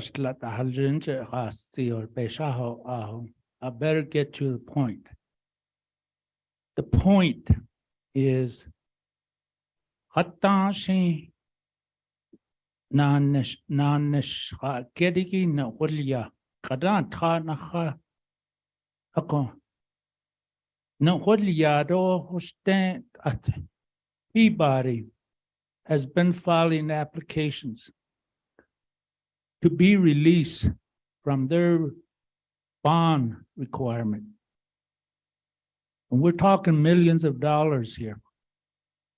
Ako do Heda Washington Lini, either the federal government or the Navajo government, do hot and need che ni kodo bahaditze, do hot eda altse che tadina. Akon Hajala Hailan Hikadolul. Akon Kudeye Holjish. Reclamation is a long process, at least 10 years done. Akon with 2 or 3 years gone already, you can see they want to exit the nation as soon as possible. Akon Ashtadich Hosho Adosh George Alne Adocha. Akon, there is a way, starting with this committee, to say a reclamation plan hatashin yaya ati a ikehodat ila banan nishidil ila hajtlaho ye hotza tsadan tsago tlaho hotza ben nache hadatil sos ben not on nish. We're hoping that this committee and the council will support us in that effort. The previous or the outgoing administration kona kolia holdna. Need. We even gave the president a proposed letter to send to the federal government. All you have to do is sign this letter to start the process. We attended a meeting where we brought this issue back up. Then you have to understand the land is never going to be like it used to be. That's the attitude of the outgoing administration that we find so frustrating. A concodo not ani nada so klinky, naha nada is neliki, ashonde, que, nal sausage and nada deal sauce. Hardol nail by yadotke. We have lots of problem. Yesterday at the tour on the mine, the residents brought up numerous examples of what needs to be taken care of. To conclude this statement, Peabody and SMACRA, we have seen, wants to restrict the meaning of reclamation to simply reseeding the mine area. Is that olje? Echo.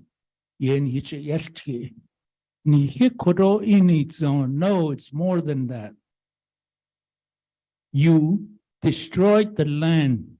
You plowed under the roads. You plowed under the water system. You plowed under the forage, sacred sites.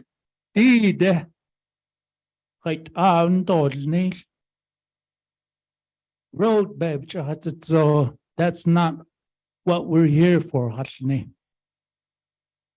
whether it's the SMACRA or the BIA.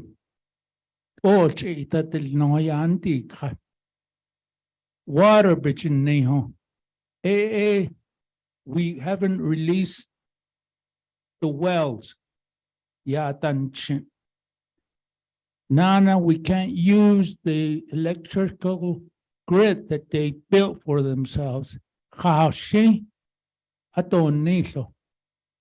In the meantime, they want to be released from their bond obligation.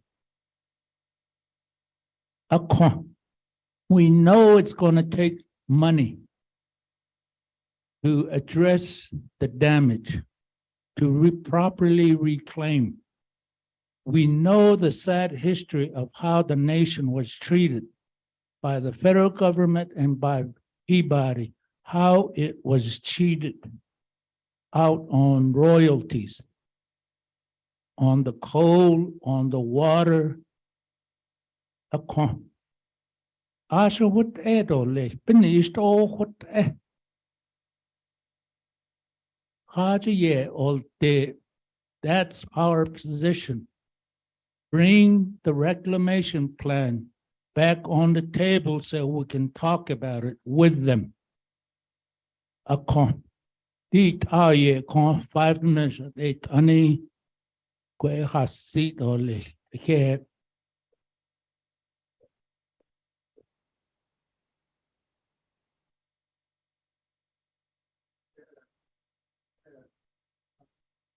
Eche Shananda Koro Nichel Hosnagi Ado. At this time, we don't have a quorum. So we're just going to have to wait here a couple of minutes. I believe they stepped out a bit. We have 2 and 1 myself. There's 3. It's just hold on one moment here.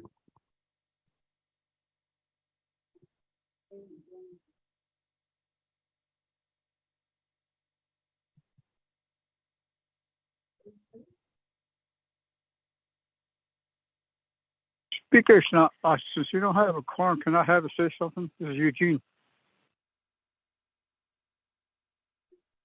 Yeah, this is Daniel. I'm still on the line. Chairman, I'm on the line too, Freeland.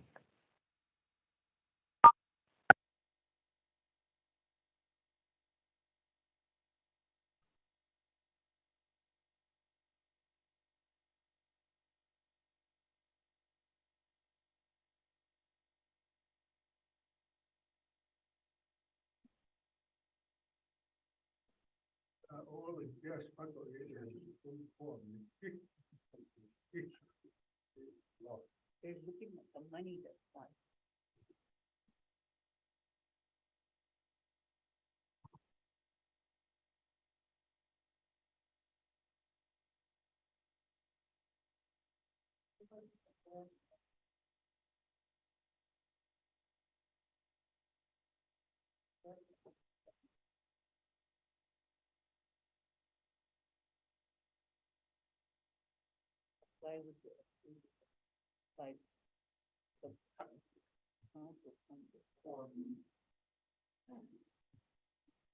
Thank you. Sananda, we had 2 presenters here requested, Ms. Horsherder and Mr. Yazzie. And they have 2 additional agents, Mr. Percy Deal, as well as May Jeline Begay. If we could give them each at least 5 minutes, we would very much appreciate that, Shananta. Are there any objections? None? Mr. Deal? That R&D Patterson Taki Sitsile, Mr. Naz, Ato and the committee members, it's hardly no Aniki Baki Hassan. Ko Ega, it's Naha Tado and the Chiatilki. The Conady at Shimayaz Do and the court at Nihinanda, Chief Justice Nichi Hatzi. That's so yet, Lapitish, Alia and Siko. This shit narrated and Sahol, get your gate Bana altin daigi ado shata achigo holge jina agi ko adi kehaste. Tida achi da di shamanda shizanda don da shiche shinala dan let not out tida di kuit shi na tida kwade ya keda huit in kunza da holjish. Ko Dada hasin sogot Koda Nikitin Dahasne, the Ray Peabody had Niniki, Ado and the Navajo Nation, that Division of Resources, the Quishil Ego Ade, the Bean Nacht, ko did that Bahoint Iniki, just leasigi 64,000 acres. Upon the impact. Oh, Chikot, that Hashinzago, I don't know how many miles it goes. One example is just the Hopi tribe. Oh, yes, the Hohan needs up and need no. They are like 30, 40 miles away from the lease. So the impact is not just subject to the 64,000 acres. The impact go far beyond that. Now, that Dada, the Navajo Nation, there's a Division of Resources. The Kona Sosigi, quite that she are the sheet and the handed in the Deco and the Handad and Shiki. This is dated 2022 because, the problem with this is that you bought a lease. It's skating the current administration. It's skating it's skating the hat the yagi nahat ato dit ego yaben that is nishat nego baka. And I really wanted to address that to Division of Resources yesterday, John, that adota. Today, I'm hoping that they're listening though.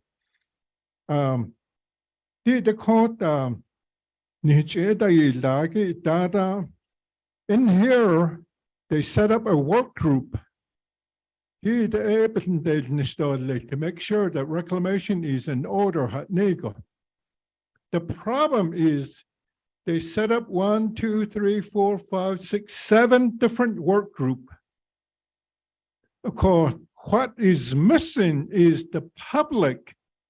They're not part of the work group.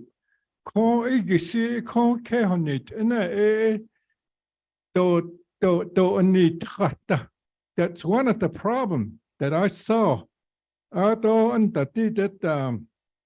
If you go to a page that is water facility, because the wells that again,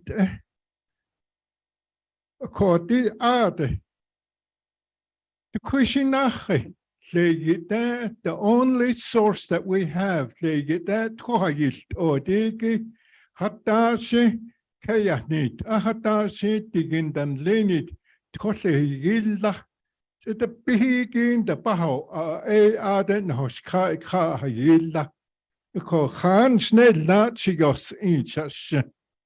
The Hans Ned Lachigos in Do Hans Ned La Itzi. Did see get out and in Tolle, lay hard the shading. Yillat antidat hot Nikidochi in Sanitzen. A copenad how one it or a Hashon Taylor. Tonke that then, and the Tonde, yeah.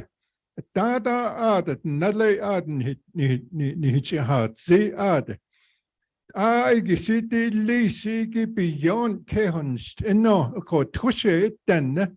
In the whole window holds easy be set to the Cheshan that latest Nen. These are the type of impact that we're feeling. The Did the nada needs and togi under the deep behas anis that be lots of the Ray Washington that yard that needs $1.7 billion. Ape and the car gonna that not so that Nathan you don't need a could in the proposal that I submitted. My proposal was to use the in aquifer to provide water to 60 homes. And I don't know if we can do that. I mean, I'm pretty sure we can do that. But the issue is, is that really safe?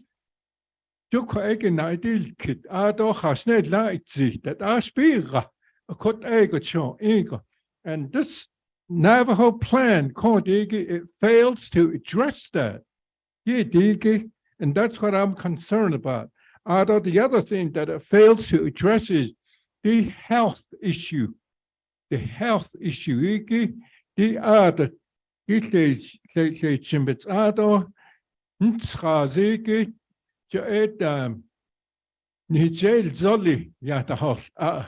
asthma that to yen that could and that did it Tohatas Linde. I remember it's in the Asian stone that in Chicago. Lego sat at Tohatas. I don't and I go I had like a Tohachiko. Did I get and then does that's impact.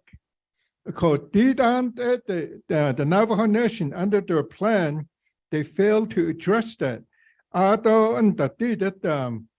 One of the things that that man, Banast Iniki had, the Slender Cadet and Dot Eden, Conatado Nahatlita, and the Namasina is did that. I get out so tension, Dot Eden, Legion.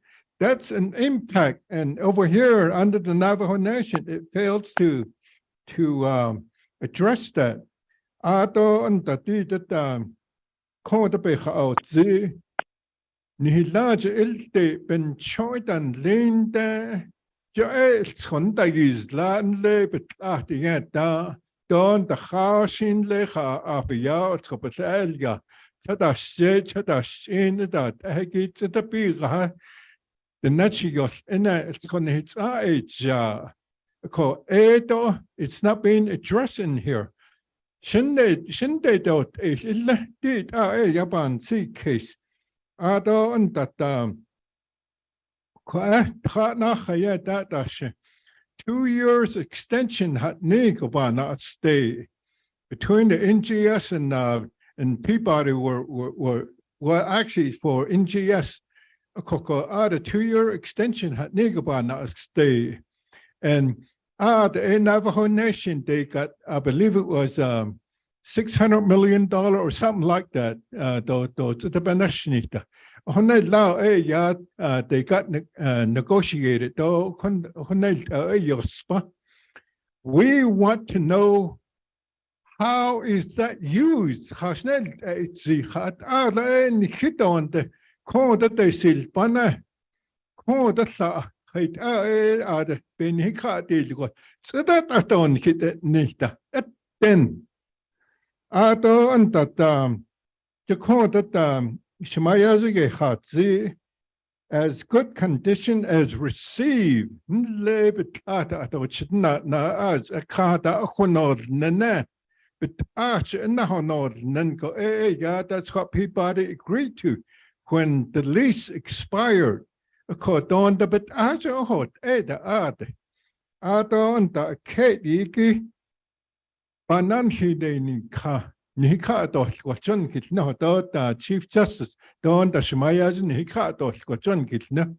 I would urge you that you consider a resolution to where you charge the Navajo Nation to make sure that the Navajo people, the local resident, are involved and to look at all these other impact outside the lease and within the lease. Did a resolution hato did aban dan hini katoli. Did I could open his seat and then finally did that resource committee no thiniki the yego ba ketanitsen, which is that ship unit niniki ben hikaos waton hak esoston. We want the same solution right here. It was 50 years ago. This is 50 years ago also. Beneath, you're capable of doing that, and I'm urging you to do that. The other thing is that that road between Pinion and Hard Rock, so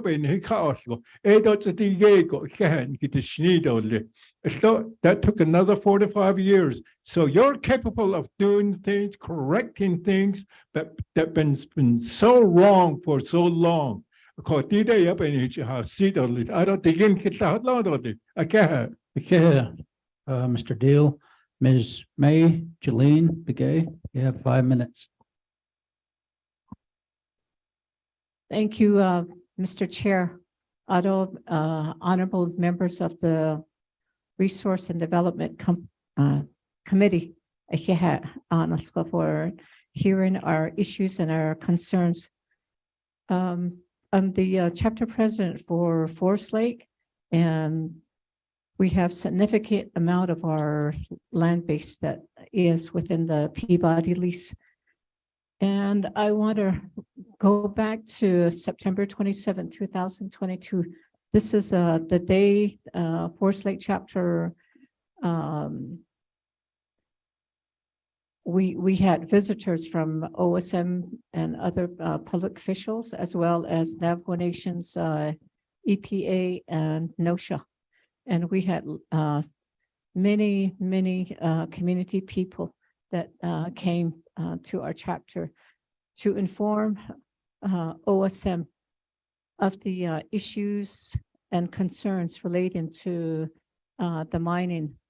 And they strongly oppose approving Peabody Western Coal Company's request to release the bond. Absolutely no done. And they want to have a seat at the table when you discuss the fate of or the decision to release the bond. They want to be included. There is so many issues related to reclamation, and I don't want to be redundant, but number one is water. And then there's other related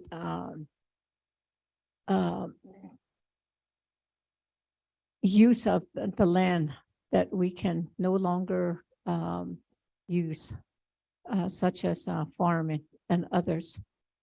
And then on the same day, we had a lot of former miners that were there expressing their concerns because of a lack of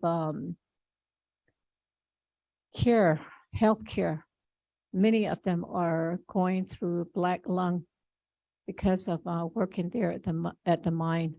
So Peabody didn't make no arrangements, no health care available for these miners. And I know of one person, he can barely breathe. And so he's on oxygen 24/12 because of working on the mine. And then there were Navajo Nation, EPA, and Office or NOSHA that were there. We wanted to know who they were. They barely became visible just by showing hands. And we requested to them that they should start meeting with the community people, the impacted people, to hear their concerns, work with them. And then we didn't get a feedback from them. And so I am very grateful that you're listening to our concerns. Impact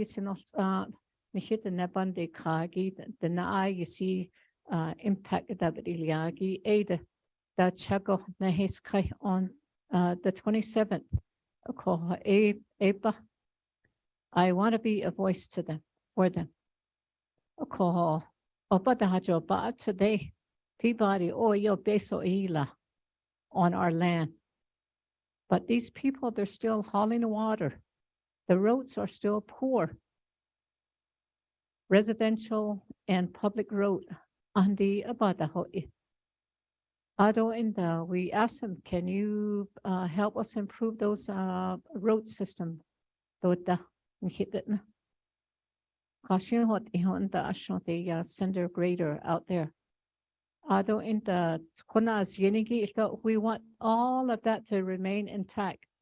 You see, at then, farming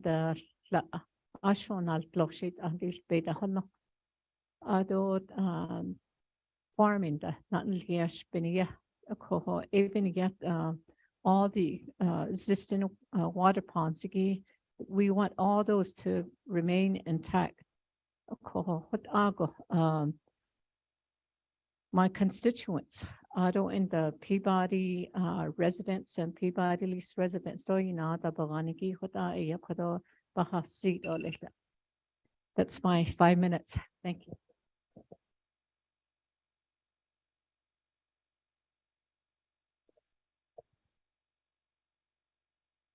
Thank you. Honorable members of RDC, let's have a motion and a second to accept the report.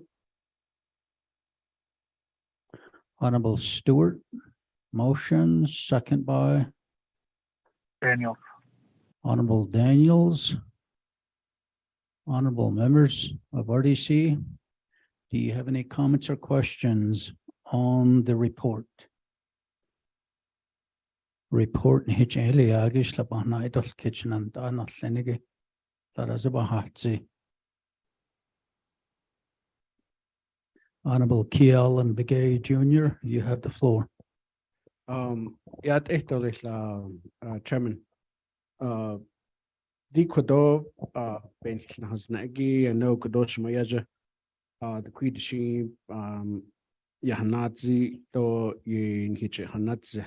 Ado again yesterday kodo Mr. Deal with the snow I co-chair a broadband meeting with the counties, and they had their meeting yesterday, and I try to get away from it, but my other co-chair wasn't available. I didn't participate in yesterday's session.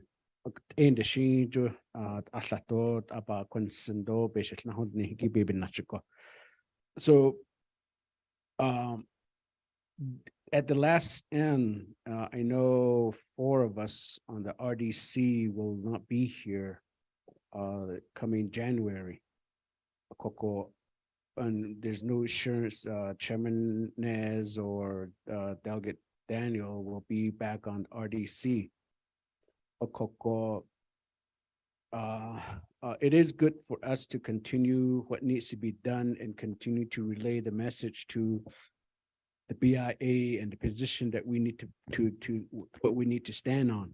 Koto nikisi zinigi to kwaake sato nabayel tie don habayel tie ki koto hit ashi kwaake beidi zing likishi. I think that's one thing, Chairman. When it will be appropriate for the council, if NABI, if not RDC, hit alla edi kodo di kwaake ben hilnahan hikid or hopefully it doesn't just seem that we're just passing the bucket to the incoming council again and then into the incoming administrator again, and then for them be in the same boat to continue to press their issues and concerns to the government of the Navajo Nation.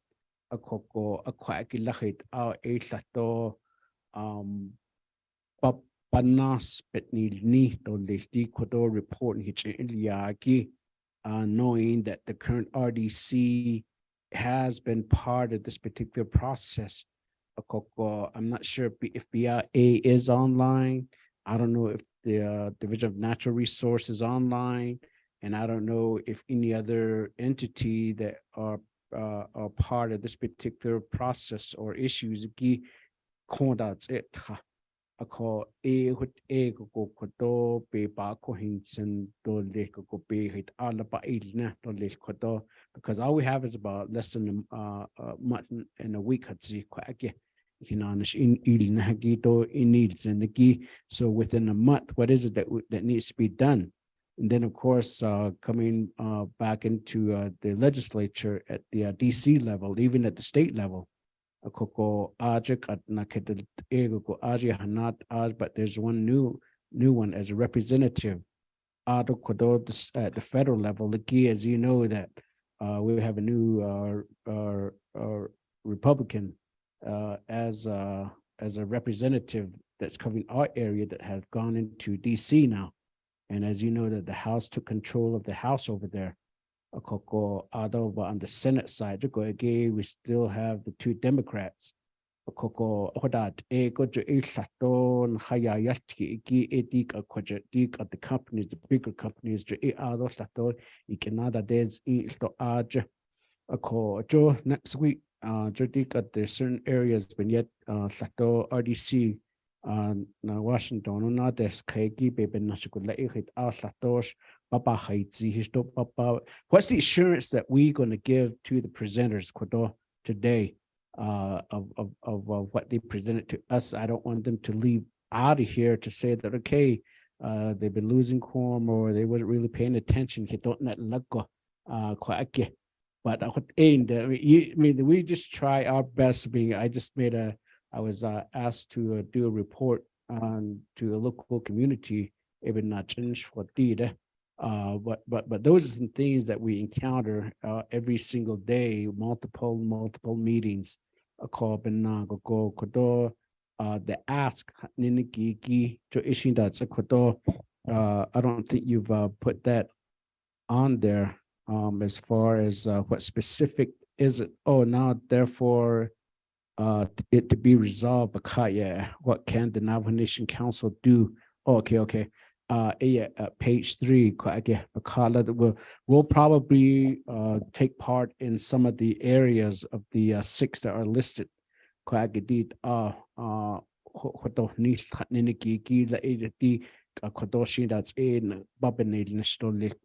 I mean, for us as RDC chairman, formally, what is it that we could that we could do? I mean, in working with our legislative council and the Department of Justice and Division of Natural Resource and the BIA, reclamation within the month that we have, because I know the incoming 25th council, I mean, the oversight committee is not going to be established probably until like sometimes in April. That's in the or before. That's new leadership and new especially the executive branch, new administration. Gushi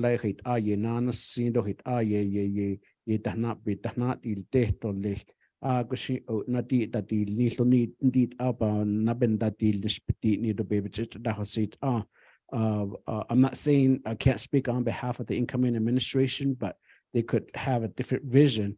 But what that's maybe they can make a position or statement on that particular area. Though they can so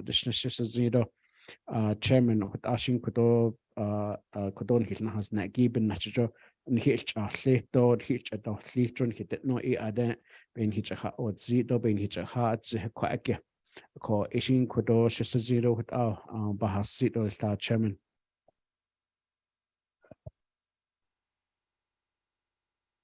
Thank you very much, Honorable Begay. Honorable members of RDC, any other comments or questions?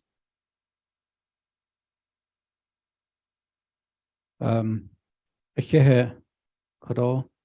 Nahaiso Kaigi, Shedene, Aroshike, the Notlishi, Kodo, the Arje, Zilli Jinja, and the hot it leg the Kodo Kayahas Anagib, Ben Hitna Hasotna, and hit is Ahagi, a Koti, Kodo, reclamation agi, Mr. Yazi Yahadzigo.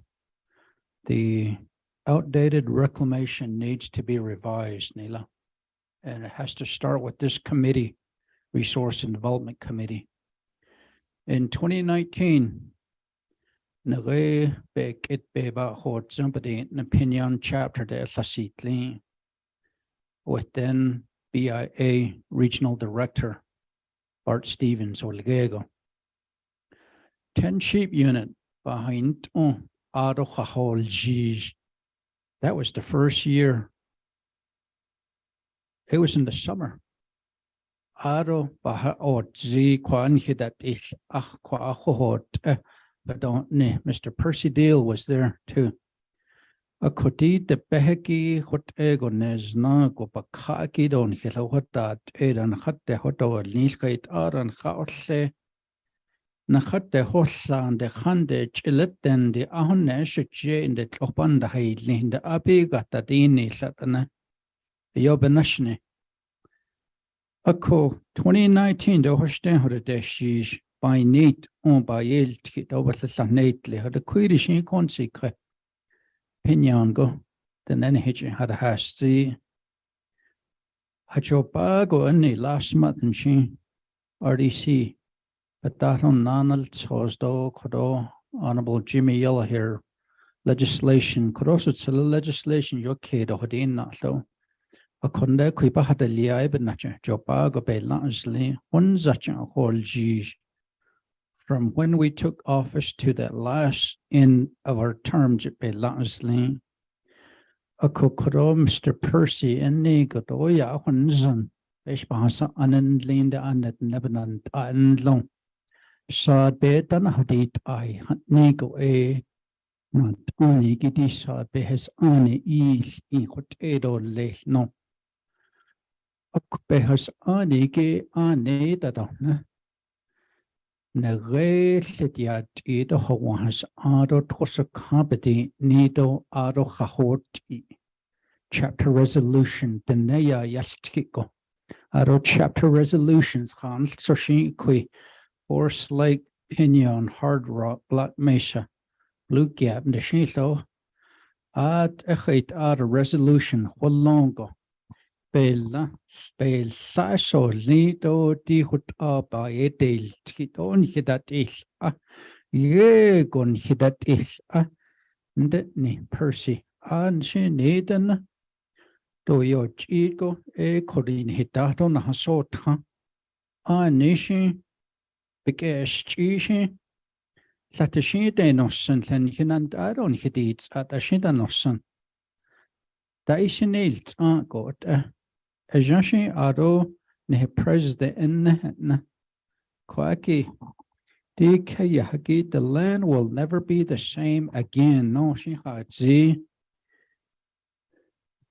And in Jiragoshi, Hot Argent in Lesto, Jonahin and Anina Rado, Kayahins on a fort Henki Adoshi Zilzada.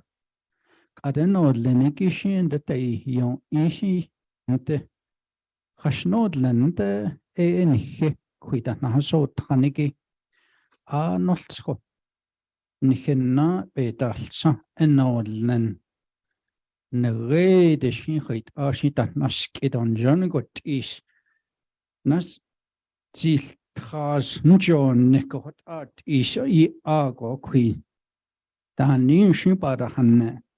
Ade henna dat neil kande aro dasatan le gonash kalash de bebech hashtras la shidan in de hastwido sane Chapetas nisa Asian histan lidon hijabi tahulno Torchishia ho agi topang hon nash kompos an Po yone dlago Ada nil tsago shama Lego akan yesha Sell in a doshi la con Jetagazi plastic bag be Bita do Jildo simple something not at all constant hit that no Chin that you know she don't hunt I go sing Bigela Kathleen his land day Jacob to something thing his another as competity got they need you yeah but nashne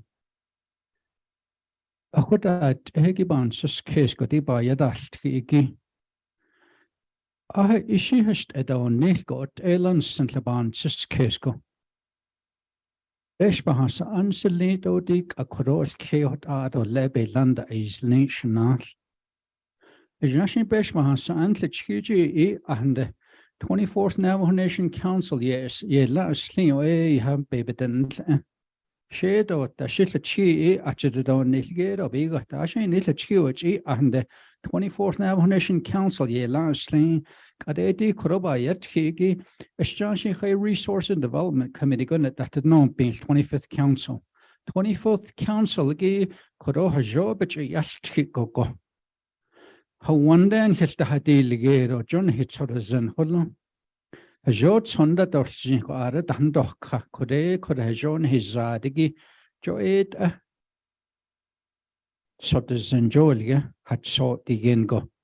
Bates Hostel Zeniki. Kodo not any east got any no had citizen deeds ago. O could a had citizen lay her one that was dolls and all could it ziko at zag big go ya josh kikoshe ya not any the hajo hide dots Eastlandson. Bini nachedushnenige when I first became a chapter president, yeah.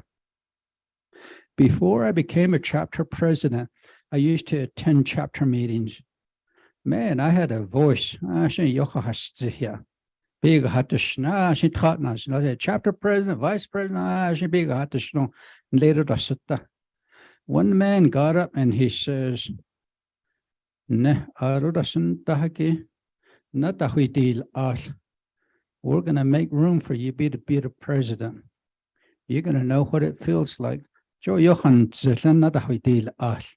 Since you have a big mouth, Mr. Nez, we're going to put you right here as the president, Shadani.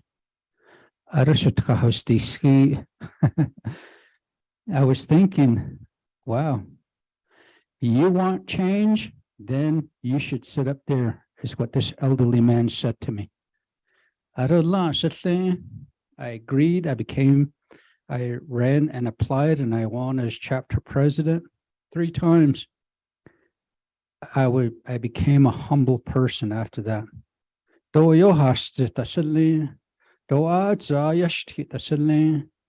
I was very careful with the way I addressed the public because I knew with their votes, they're going to make progress happen. This is the same way. Mr. Deal, Kada queer shink on hita nano kika. So the Zenbadepe, start with your prayer, come here. It really works on a person's mind and a person's heart. Di on need on kon himasatasa arisla sutta. Espera husband, they know what that land looks like. You appreciate the land. I appreciate that river over there. It's where I learned how to swim. How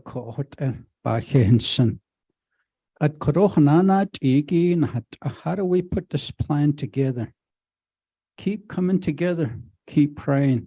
Come to the 25th Navajo Nation Council's Resource and Development Committee. Once it's established, Beshmahasa na anadira RDC, but it didn't even anachagi, but that or nadoka. And the no teeth, which I had Hakko nada, but it don't need a dada side hard and hit it out. Let's do this. Let's start this. Let's see how long it takes. It might take 4 years. It might take less. Mr. May, we need to be involved, you said. Deep bond obligation, horse herder. We need to be included. We oppose this. Get the underground water aquifer. Is it safe? Shouldn't Mr. Deal? All these can be explored. We need experts to look into the aquifers. Quite all little lately. And he's an eight out. Shouldn't I not Lenigi? Arts go. Dido, arts are ya dealt. At the Hadanits and Hala Yon Hot Nini, Holon Harchunin Hick Holo, and he not egit a yon hit on Ninit or Nhilo yon hit on. So here hot on Hanoke. Aro Holza got ever had this in some Hastito, Shinant I not Leniki, Latazaba Hananatsi. Honorable members of RDC.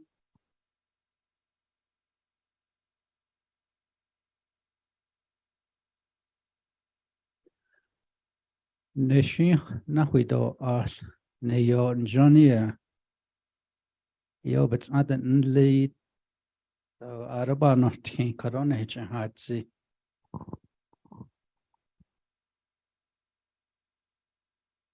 Yeah.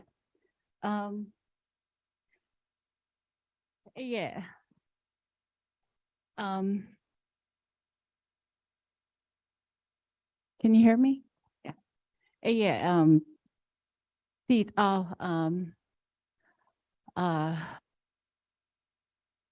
yeah, to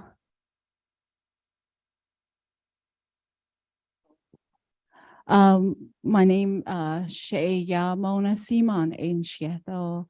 Again earlier. Tatni Sani Shal, but Ani Bashin Ado, not Kidney Dash Che Ado Zilk Ani Dashanala, de Teen Day Nashado, Shaj Ibna Ajdi Jen Shaj, Hons at the Herbert George of Winslow, the A at Danhivan Jitahasitna. 34 years ago, relocatees. So dit ahawan kaya to toto bayatio ana ishna. And so I just wanted to say a few things, and honorable leaders here. Thank you for having us here. I've never attended a meeting at this level. Well, I have. I worked with President Shirley's administration, and I was honored to be part of that and worked with them. And so at that time, we were saying the same thing, my relatives, my family, and even before then. But what I wanted to say, with all due respect, Honorable Rick Nez, and the leaders here, Mr. Alan Begay, is it? And Mr. Stewart, and then those of you online, I think I see Honorable Eugenia So. I look up to you, ma'am. I listen to you every other day. Mr. Stewart, and our new speaker, Oto So, hopefully he hears this. I know he's been in and out of here. But I am part of the second generation's relocatees. We are doing our best. There's only 3 of us. We've been trying to be consistent in our message to be heard. And there's thousands of us, but there's only 3 of us. And so just recently, ONR, they've identified only 1,074 of us. They said that there were only second generations, but that's not true. There's thousands of us. However, that's where our Navajo leaders come into play. They should help identify all of us. But we're working on it. And that's where we need your help. And I just like I said, I wanted 5 minutes, and I got emotional listening to our leaders here, because we do pray. We've been praying for 34 years. I want you to know that. My dad has been praying for 50 years. We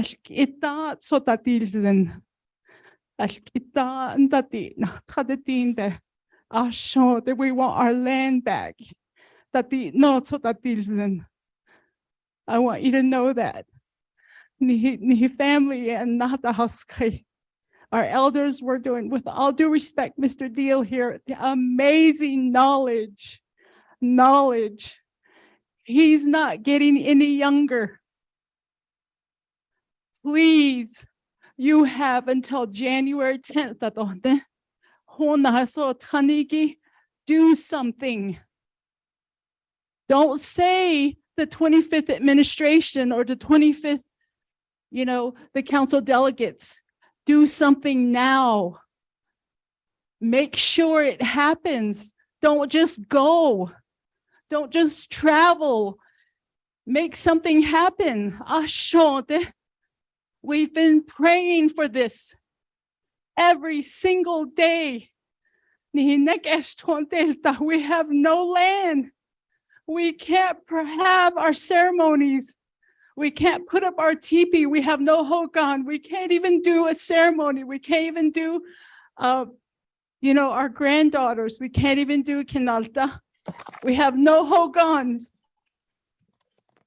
Oh, yeah, then. We can't go to our relatives, especially with the pandemic. We lost my mother. Never did I thought we'd lose my mother first. Never. It just took her. And my dad has been crying every day. I have to listen to him.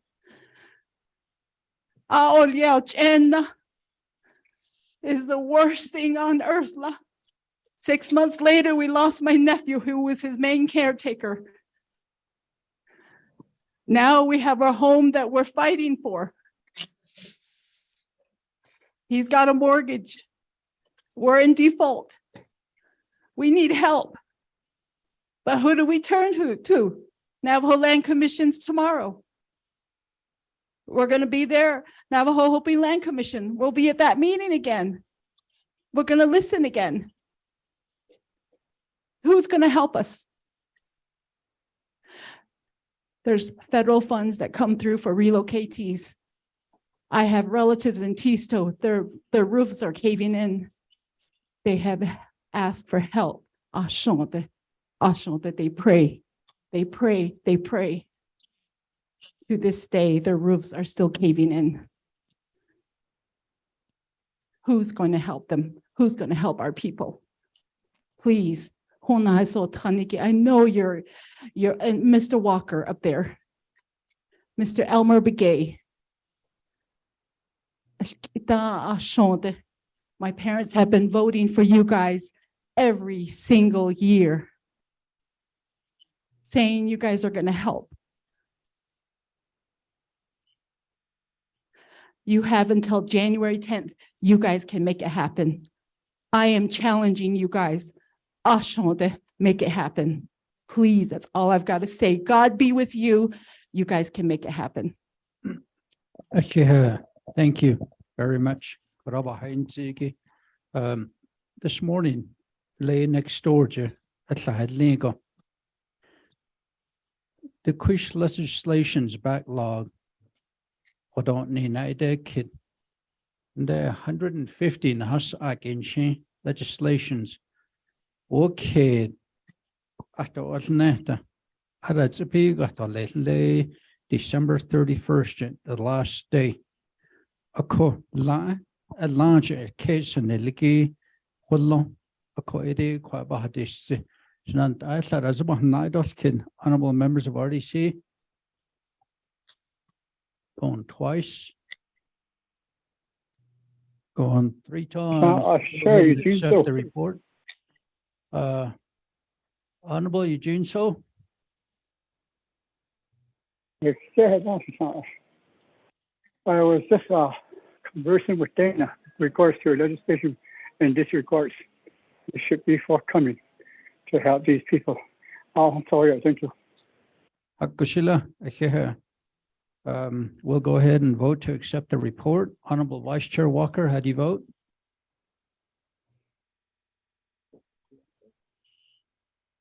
Honorable Begay, how do you vote?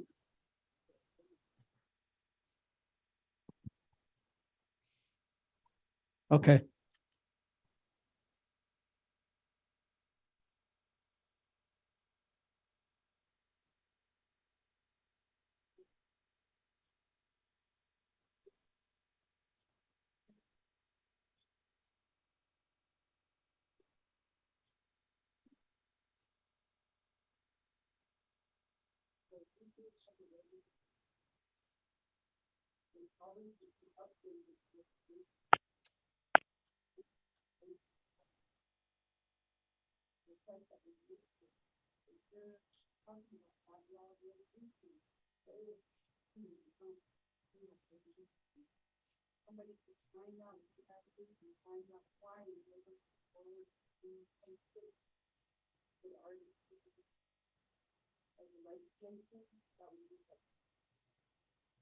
Thank you, Ms. Horseherder. Mr. Tahi, could you email us once you check on that with Office of Legislative Counsel and let RDC know where those documents are that were requested by Honorable Jimmy Yellow Hair from that area?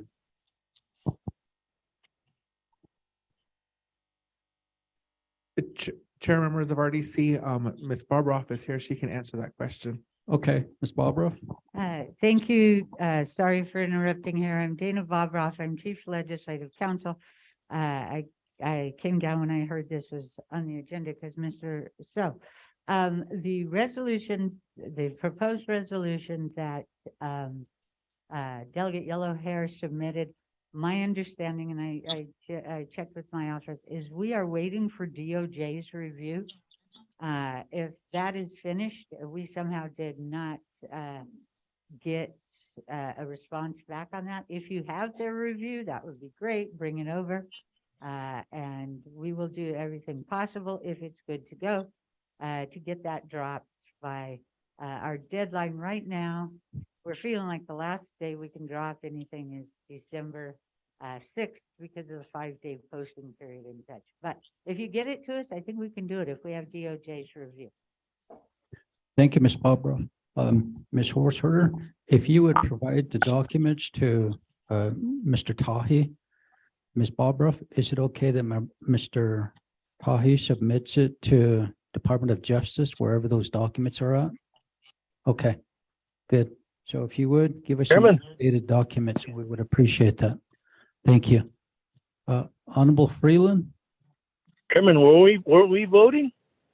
We were going to vote, but there was Honorable Begay requested one of the constituents to speak, ask permission, so I Okay. allowed it, sir. All right, I was just double checking because I thought maybe we start voting. I was like, hold on here, if we're in the middle of voting, I just got a little bit concerned about that. So, but thank you, Chairman. Okay. Thank you, Honorable Begay, for noticing Ms. Horseherder's concern. Ashin Kurodo Lieutenant, I will go ahead and accept the report.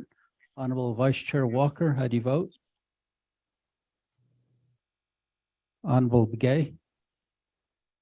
Honorable Begay votes green. Honorable Daniels? I vote green. Honorable Daniels votes green. Honorable Freeland?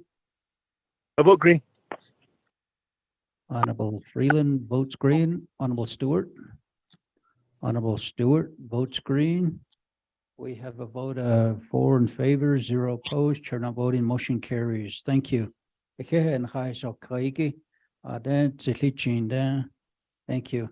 Next, B, update report from Department of Agriculture on bid number 22-08-2865 LE for the Navajo Nation's pasture, rangeland, and forage federal crop insurance policy. Mr. Watchman, are you on the call with us?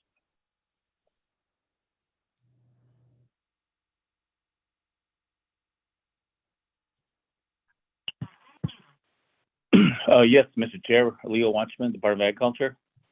Thank you, Mr. Watchman. You have 20 minutes starting now. Okay, thank you again.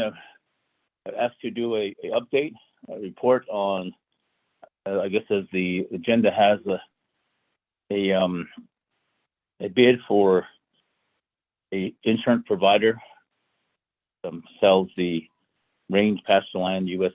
Forest, or excuse me, USDA program. The last meeting we had that had to update what was happening was back in September, first part of September. We did provide the document and the bid number, as well as the RFQ that went to the papers, as well as the scope of work, and indicated at that time, and submitted some documents. I guess first we have made a selection. I did forward over some confidential documents to Rodney, just kind of explaining what we did, how we broke down the criteria. And so in short, we had about 6 inquiries. We had 2 companies that submitted bids on the deadline of September 9th. We did take a little time to evaluate. It took a little time to get our team together to open up the bids. That was done thereafter in October. By November, we did have a team put together, folks from the Business Regulatory, as well as the Office of the Controller, Department of Ag, Fish and Wildlife, and I believe that was it. Around 5. The document does show who was the team members that made the selection, and they basically forward that over to go through the background check that we normally would have to do, and also due diligence on companies, the companies that was selected. Excuse me. The criteria were set aside. There's around 10 to 11 different criteria. Each one of them have a scoring or an answer, how each one of the companies performed. And based on that, a selection was made with the current provider based on scoring and also their years of experience. I didn't talk to a detail of some of the major criteria that one was more than the other, but nonetheless, as Mr. Chair, we could forward over that scoring and the criteria. It's about 3 to 4 pages. I think Rodney hopefully has it in his mailbox. Just wanted to give the understanding it's in confidence until we have the actual award sent out. So the company that received the award was CKP Insurance. The other company that was bidding for it was also, they also had a package was WSR. And that's really the update we have. Moving forward from the standpoint of our policy, there was a little, I guess, justification to what we were doing. The bidding that we were put together was a sunset from a 5-year, I guess, commitment the nation had with the current provider. The thing about the year and calendar and the insurance policy, we tried to correct that, meaning that you could be awarded a bid, but then if you use the calendar year, you're back actually providing a service that you're no longer the provider. If that makes any sense, because these policies are a year forward, and they start on you have to get it into USDA by, in this case, December 1st, which is today. And that was part of the 5-year policy we had previously.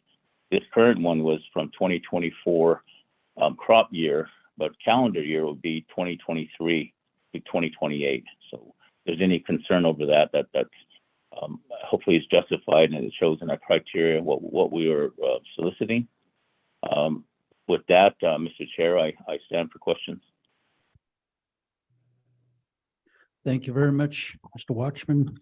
Honorable members of RDC, let's have a motion and a second.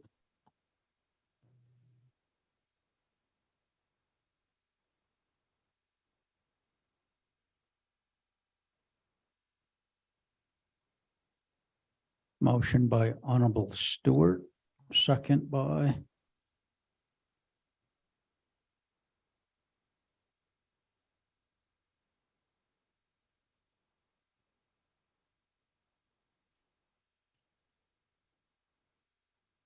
Freeland.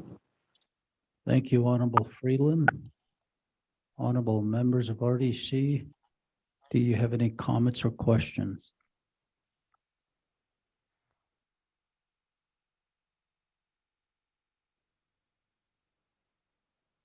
Going twice. Okay, Honorable Stewart.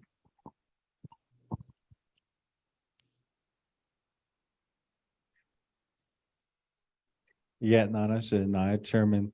Aro Janai Kedo Jayaja Resource Development Committee members of Niklinigi, those staff, don't is not this afternoon.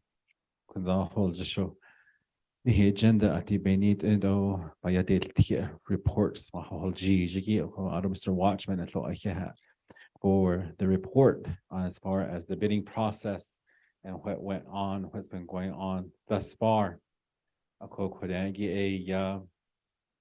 My concern is with this bidding process, if the not contract, but if the request for proposals or requests for bids was sent out back in September and October, and then we had a deadline in September. And then it took us from October to now to get this done.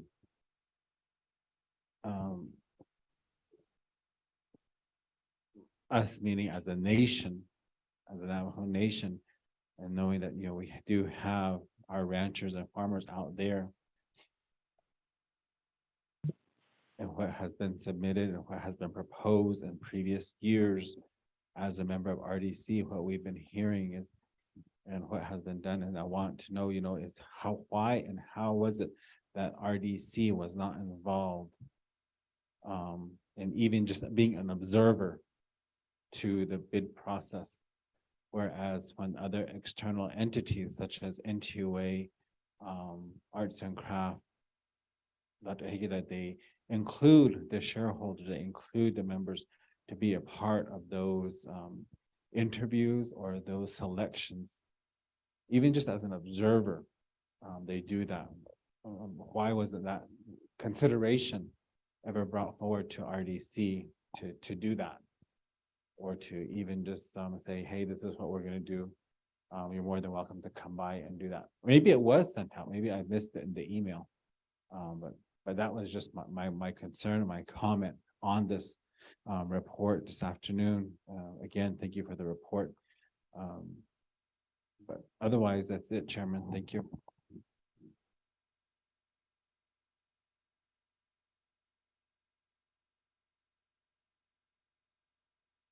Thank you. Thank you, Honorable Stewart. Mr. Watchman, your response, sir? Yes, Mr. Chairman. I guess I do apologize. The last meeting we had, I believe, was September 1st, and we did go through the whole RFQ that was sent out and then the timelines. Yes, I guess one of the explanation that day as well as now is that what we were bidding on or looking to get a provider would be for the 24 crop year. But as I was mentioning, it starts in 2023, or in this case, 2022.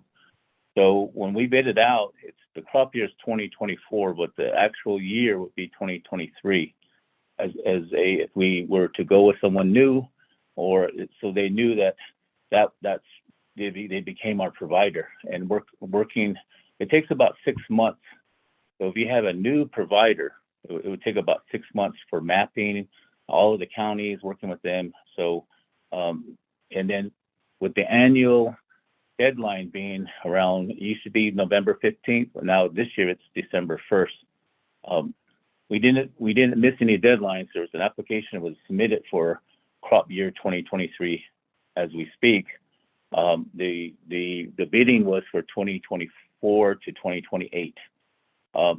It was an open bidding. We did get a team together. I wasn't a part of that team, but they asked the necessary folks with that had been a part of our normal bidding, which would be, it's usually consisting of someone at finance, someone from the program, as also someone from business regulatory.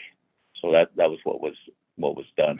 So I apologize that it's a formality. I'm not sure what the shareholders do, but most of our bidding within the executive branch, it's just handled by recognizing those folks that are part of the process for any kind of contract or any kind of expenditure. Mr. Chair, thank you. Thank you very much, Mr. Watchman. Do you have a follow-up, Honorable Stewart? No? Honorable members of RDC, any other comments or questions? Then Hakoshila will go ahead and vote to accept the report. Honorable Vice Chair Walker, how do you vote? Honorable Begay? Honorable Begay votes green. Honorable Daniels?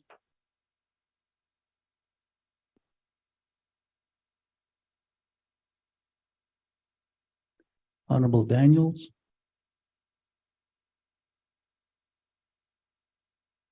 Honorable Freeland? Green. Honorable Freeland votes green. Honorable Stewart?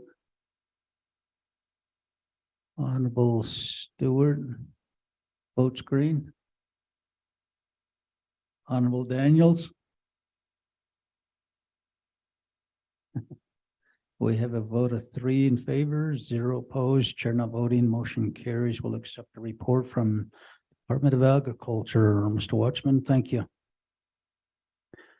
Next, C, update report from the Telecommunication Regulatory Commission on build out of cell towers and broadband on the Navajo Nation and the final rulemaking on the Navajo Nation telecommunications tower citing regulations. Presenter will be Mr. Tico Charlie,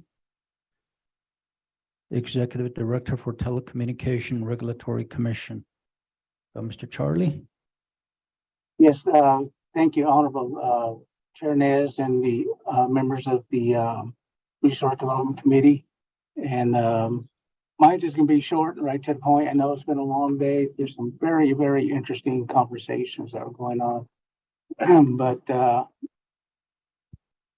what I'm going to do is I'm going to briefly go over what we had done. I've only been in this position for 7 months and we did a lot. But I wanted to also show you the our mapping that we do have that's currently in place, which kind of envelopes what I'm saying here. At the same time, I'm going to have our broadband manager, Sonia Nez, give a brief report. But one of our biggest things is the broadband feasibility study. And we use that also to combine everything on a map to show all 600 towers and over, actually we have about 3,000 miles of fiber on the Navajo Nation. And with that, we looked at a lot of those on there to see what kind of infrastructure they got. That's the existing infrastructure, whether it's copper, mixed with fiber. We did go to the service providers and I did meet with the service providers, but I specifically told them not to be bringing your consultants because I wanted to hear from the service providers of what they have and what they want. And the FCC pretty much was promoting 25.3 on their broadband, but the service providers came up and just said, we can do better. And that's really intentionally what I wanted to hear. So they all committed to 120. And I said, you guys are the ones that said that. So now prove it. So we're going to make it happen. In order to do it right, they all got to work together. And that's one of the biggest challenges that I got right now. But it's working. The other thing, all the state broadband in the New Mexico, Arizona, and Utah want to work with us on there. The NNTRC group right now is being well recognized nationwide because we're making things happen quickly. And we're working with the National Telecommunication and Information Administration. They call it the NITA. And then you're all aware of the NTUA receiving 50 million. And the Telecom chapter there, they received 33 million. Even that was a challenge because we went round and round with that because I did not want Telecom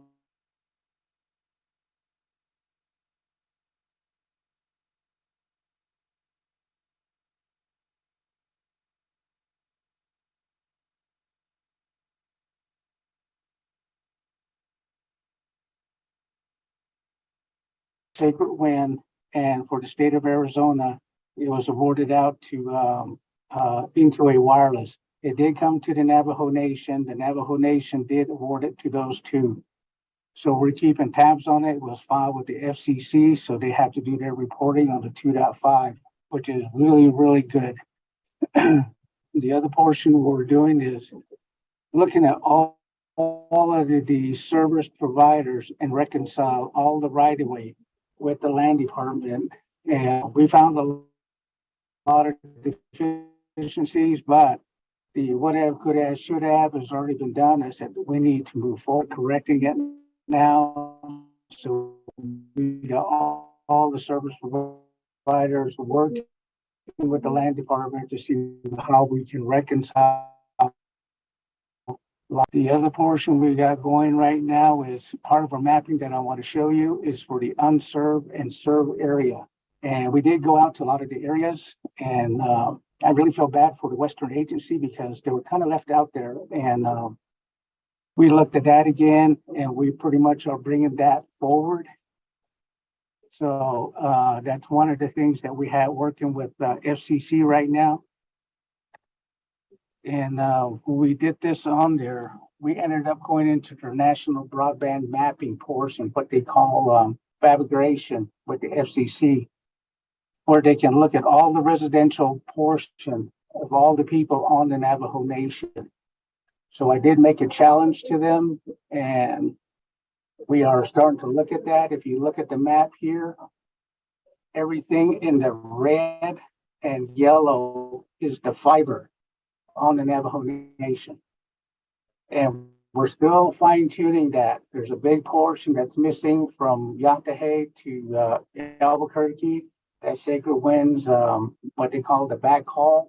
That's your route out. If you guys all know, when Gallup went down, the Navajo Nation did not go down. People from Gallup were going to Church Rock just to use the services from the Navajo Nation. So a lot of the border towns are looking at what we're doing here. So we're trying to make that grow even further because that also starts in correlation with FirstNet. FirstNet pushed out 106 towers they wanted up. We have 91 that's up and in service now. So we're working on the other ones, but it's some administration portion that we're working with the land department and the service providers right now. That's I just got off a meeting today about that. And that's to do the first responders and everything out there. So at this time, we got the ARPA that was passed through. I'm going to let Sonia kind of bring that up. And through here, can you do the mapping for the cell 1D?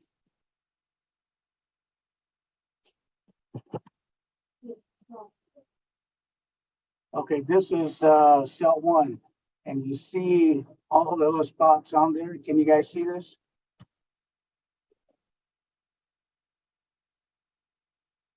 These little circles here represent a 10-mile radius on there.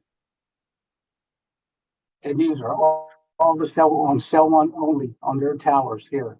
But you look at the Western Agency way out in the outskirts, there's nothing there.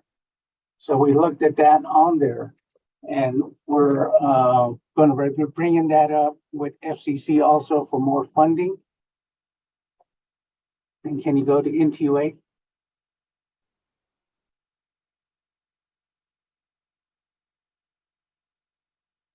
And this is NTUA here. And you can see all their spots also. But if you look at it real good, there's a lot of duplication, but we're very cognizant of what's going on with that. So we're telling them, you know, you guys share your toys here. So that's why we're doing the co-location portion of it, but you can see some of the dead spots in the area, and we're going to fine tune that also. Can you go to Frontier?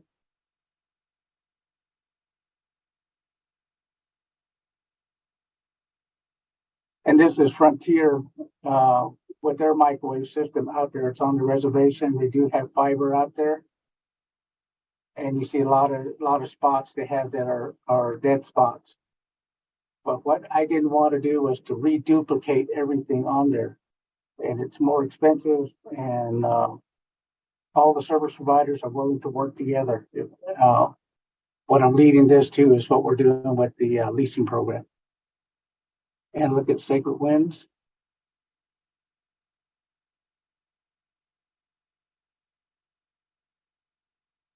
And this is Sacred Wind on the New Mexico side only.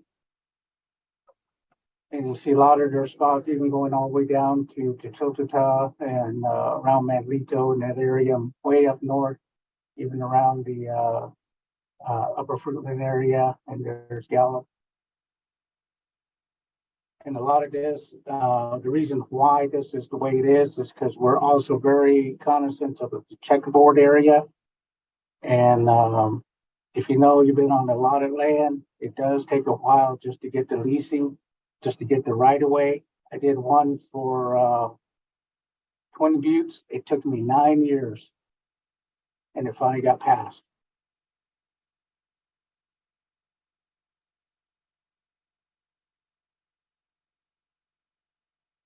And this here is Tohajale. So we do go out to the satellite offices here. We do look at them, and they got fiber most of the areas right now going through Tohajale. So we're still fine tuning that, and you'll get a bigger map on that. And I believe Sacred Wind has over 800 fiber to the home right now.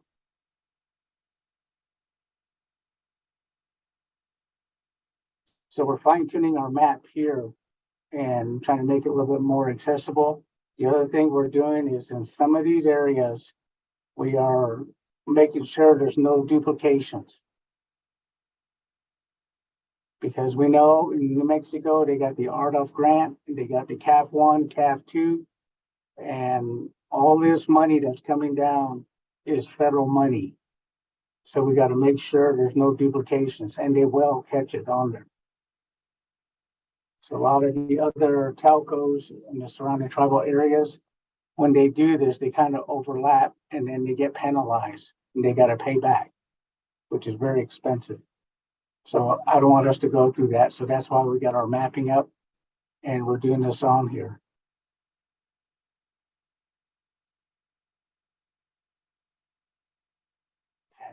So at this time, I'm going to give the floor over to, this here, what you see in the orange is the underserved area.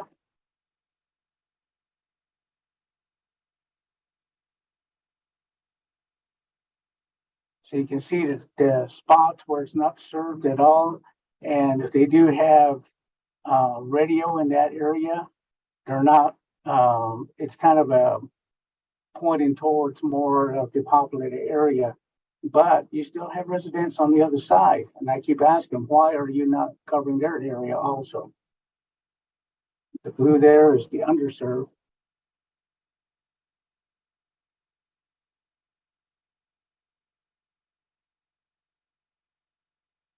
And just by going through a lot of these on there, we found out that our low mountain area, there's fiber there. And it surprised me that the frontier fiber was already there. And when I was going through this, I even went up to the office and I approached them and talked to their engineers. And I asked them, why didn't you let anybody know this? Because they just really didn't think anybody really cared. I said, this is what we needed. And I went to the school again and talked to Mr. Mays over there. And he says they already got 100 MIPS. So right now, today, they're trying to work out a negotiation to go to 1 gig, which is a lot higher than most areas have.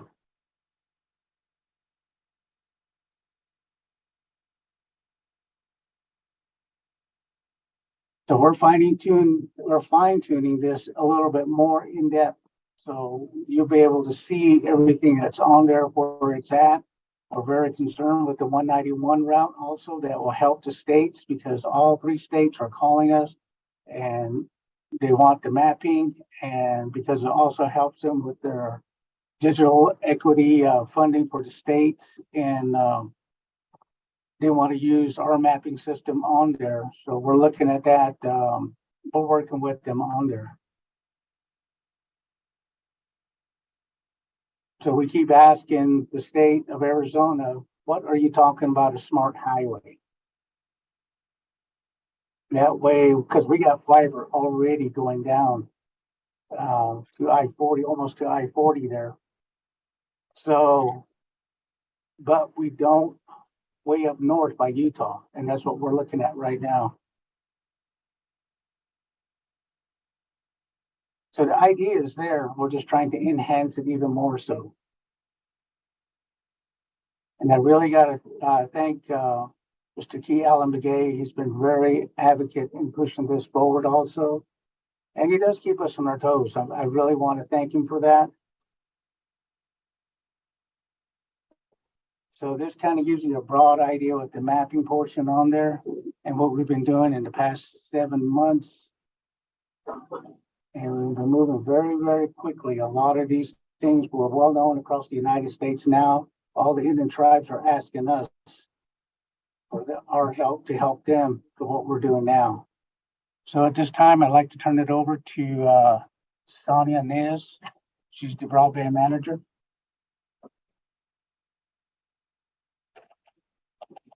Okay. Ja, ich ja Sonja Nesien hier. Tanti kinen slingo to hier dlini bashchin. Tan zanin da shado kia ani da chanala. Chinlido enasha. And I hello to the RDC committee members and all those that are listening.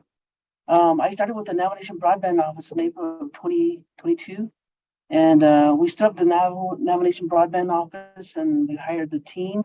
Right now we have Madeline and Key, Senior Programs and Project Specialist, and Deline Santillanes, who's the GIS technician. Our AA is still vacant right now. The Navajo Broadband Office is responsible for administering the $120 million in ARPA broadband funding. And that's broken down into $40 million for the last mile, $60 million for the middle mile, and $10 million of that middle mile is set aside for the Highway 191 project. And the last part of that 120 million is the 20 million for the matching. As scheduling allowed, the broadband office and then NTRC met with council delegates and respective chapter or community leaderships to discuss broadband needs. We also did a little bit of broadband 101. What is fiber and what is last mile? What is middle mile?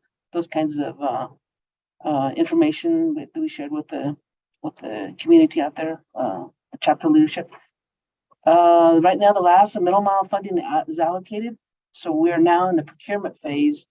The K accounts are set up for the 40 million, for the 120 million, so they're set up and we're running with it. Right now, we're working on the ARPA RFP.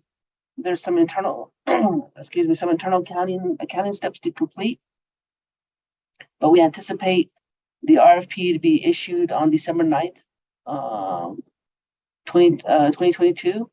And D and TICO, they're working on the FCC mapping challenge, which is due, which the deadline is January 13th. And basically, we want to make sure we get all the homes, the locations identified so that they can properly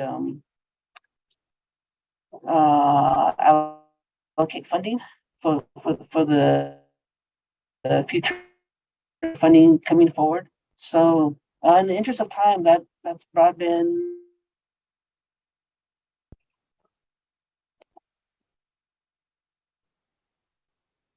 So chairs, members of the RDC committee, this is just a brief update of what's been going on so far. Thank you.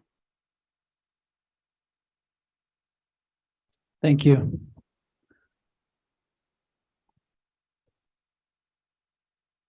Honorable members of RDC, let's have a motion and a second to accept the report from Telecommunication Regulatory Commission.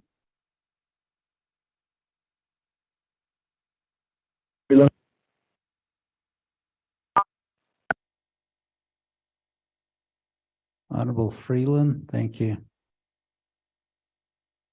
Second by Honorable Begay, thank you.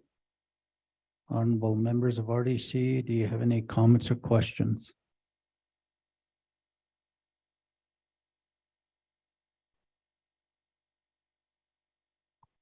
Going twice. Going 3 times. Honorable Vice Chair Walker, how do you vote? Honorable Begay. Honorable Begay votes green. Honorable Daniels. Green. Honorable Daniels votes green. Honorable Freeland.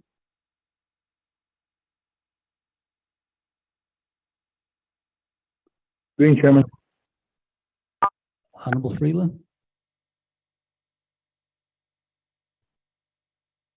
Honorable Freeland votes green. Honorable Stewart.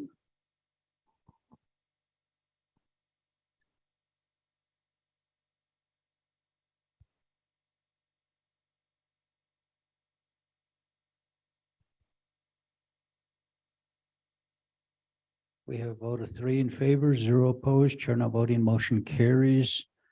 The report from Telecommunication Regulatory Commission. Thank you, Mr. Charlie.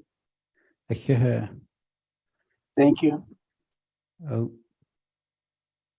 Honorable members of RDC, we're at the close of business, close of our meeting. Any other announcements? None. Motion to adjourn. Honorable Begay, motions, second by Freeland. Honorable Freeland. Any comments or questions? None. Honorable Vice Chair Walker, how do you vote? Honorable Begay. Honorable Begay votes green. Honorable Daniels. Green. Honorable Daniels votes green. Honorable Freeland. Green. Honorable Freeland votes green. Honorable Stewart.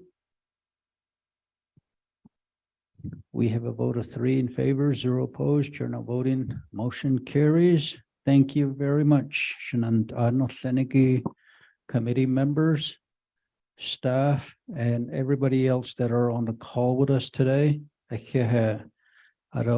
We are now officially adjourned at 4:27 p.m. God bless you.